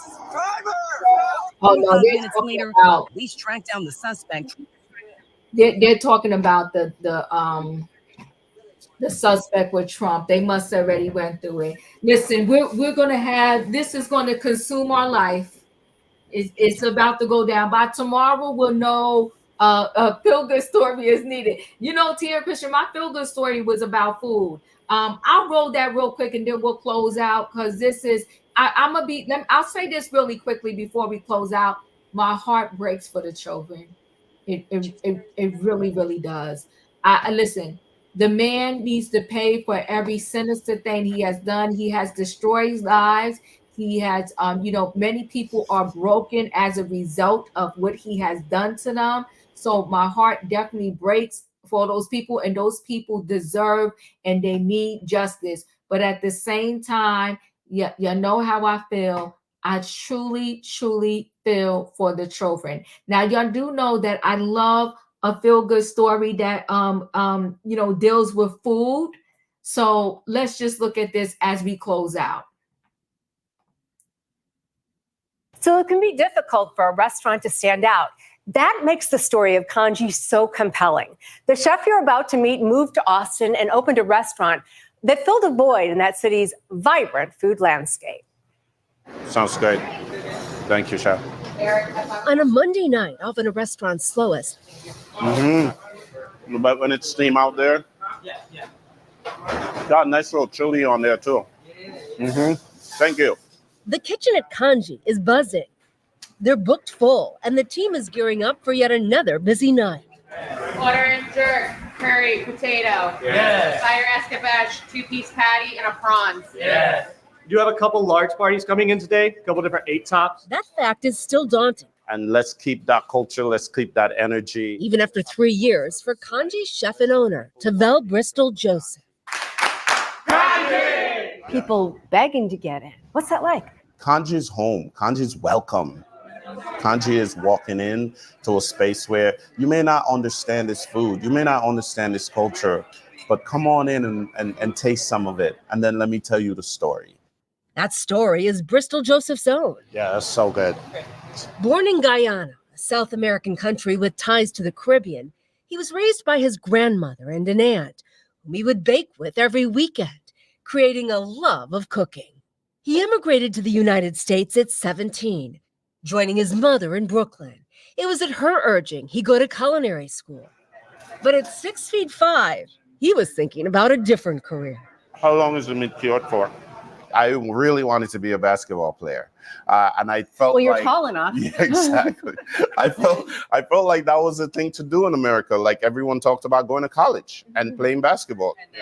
After stints at restaurants in New York and Arizona, he moved to Texas, All right, so this is our oxtail. where the pull and pleasures of the food he grew up with inspired him to take a leap of faith and open Kanji in a city already ripe with first-rate restaurants. How did you get that confidence? You're not from Austin. You haven't even been here. When you understand your why and you understand your purpose in life, that's when you find the courage to overcome and do the things that you never thought you'll be able to do. The food is a blend of what he grew up with, like this starter of pink pineapple in a passion fruit sauce. The pink pineapple we're bringing in from the Caribbean, the watermelon from Texas. Is this your favorite dish? Yeah, it's the most meaningful dish for me because every time I have this dish, I remember experiences that I had with my grandmother. There's a Wahoo ceviche with dragon fruit, sour orange, and Texas chilies. It's so good, and it's so fresh. A signature dish is the wild boar pepper pot in a sweet and spicy Guyanese sauce called casserie It's delicious. that Bristol Joseph imports from his homeland. How challenging is that? Oh, it has its challenges. There's times where the delivery didn't make it. Absolutely. There's roti, a thin and flaky salted Caribbean flatbread that looks unassuming, but tastes out of this world. With this, we do white Sonoran wheat, and it has olive oil and butter. So it's just this really good, flavorful bread that you use and you sop up. You got to eat with your hands. You sop up everything. There is a stick of butter in every bite. Perhaps most ordered at Kanji, The star of the show is here. the Jamaican jerk chicken, bursting with flavor. To me, a jerk is not a jerk if you don't have some heat on it. You got to have the heat and so much flavor. Yeah. So this is like spicy, but yet still so flavorful. So that's the jerk chicken. Can I be a jerk and ask to help? No, you're not a jerk. You can help jerk. Okay, though. what do I do? All right, so all we want to do is just rub it all together. He wouldn't disclose the exact blend of seasoning, but he did let me help. Can't make jerk seasoning without Scotch bonnet. Wow, that looks good. Am I doing a good job. The birds marinate 48 hours before their wood fire. A crowd pleaser night after night. Are you a dessert guy? I'm. Good question. Desserts are decadent. Chocolate flan with orange zest, sea salt, and candied pecans in a pineapple caramel sauce. Coconut milk infused tres leches topped with peach jam and salted cream. Uh-oh. You taking the whole thing? Is this okay? Yes. Besides Kanji, he's a partner in a dozen restaurants, including the newest, Nikosi, a 20-seat venue in San Antonio. 8 courses, all dessert. We got some Trini-style street corn. It's been a wild ride. Tavel Bristol Joseph is loving every minute. And enjoy. What's it like to see this place, as I did last night, packed, vibrant, jumping, line out the door, people begging to get in? When I see people come in here and loving the food and loving the flavors and loving the vibe and the energy and the loud music, it shows me that you don't choose your greatness, right? The audience chooses your greatness. The audience chooses I love your that. greatness. And we've been diving it. He's so smart. He knows the way to our heart. Right? Right? Yeah. We couldn't get that food, but he sent food. I love that it's so casual and it's just so fun for people and it's still like top notch. I was telling you guys, line out the door, and the food was incredible. What do we have here? We have some pastries here. Because there's that one place he has that has an 8 desserts. This is not this place. No, so he has like 10 restaurants now. He's clearly branched out, right? So this is like a monster cookie, and I think we can all agree it is a monster. Cookie monster. Cornbread. He got his start as a pastry chef here in New York. So these are some of his pastries. So good. Austin. So just great feel-good story. Listen, guys, this has been a crazy night. I'm still in shock. I feel for the kids. And I think it's going to go crazy from here. I will say that I keep getting a message that some of your favorite peoples are next. I said it before. Y'all don't want to hear it. Y'all, all I can say is zzz, zzz, zzz. They're saying that those 2 are next. Anyway, guys, thanks for being here. There is an update. Oh, what's the update, boo? Okay, so here's the update. The charges in the indictment were a mix of ex-trafficking and other charges. If convicted of all offenses, he's facing 100 years in prison. He's expected to sit in the jail tonight until a bail hearing in the morning. Ooh. So, I guess tomorrow morning, some folks will be down at the courthouse. Ooh. So he's spending the night, and to God the glory. We got at least one night that we can say locked up. Yeah. You know, I was thinking all the way back to those young people and those families. Ain't God good? God is so that CUNY event where they were stampeded to death, and all he was looking for was his money and the way out. They never got justice. He was found not guilty, offered a settlement, and took 10 years to pay many of these families. I don't know if many people know. It was a couple of days after Christmas when it happened. Hallelujah. It's finally happening. I love that they're cleaning up these streets. To God the glory. Well, you kept saying, girl, I'm in shock right now. But you kept saying they was cleaning up these streets and cleaning them up for sure. Because now for him to even have to spend the night in jail. Right. And remember what I said. When you're addicted to the substances like that, you can't go an hour without it. Yeah. This is going to be a tough night. Right. For him. Okay? So yeah, he may know police officers and people in charge. Maybe they're going to bring him something every hour to try to keep him calm. But this night, he's in jail. And according to another article I read, they were supposed to get him tomorrow, but they decided to go get him tonight. So, because if they would have got him tomorrow, he wouldn't have had to spend the night in jail. Correct. They could have had the bond hearing. So they're ready to stick it to him. So they went and got him tonight. Got him tonight.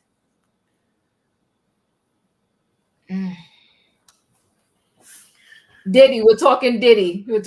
I see somebody put a hole. Well, I appreciate you, Felicia. All I can say is I'm still in shock, people. Wow, and wow.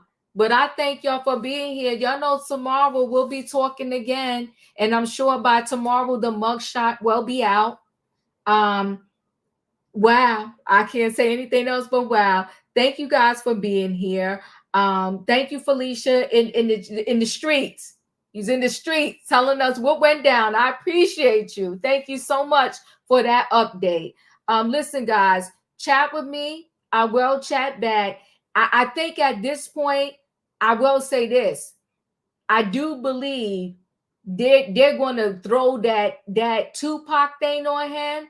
He's done. He's done. And they're probably going to do like that R. Kelly, because somebody said they was in Miami looking too. They're probably going to do like they did with R. Kelly, and he's probably going to have cases in every state.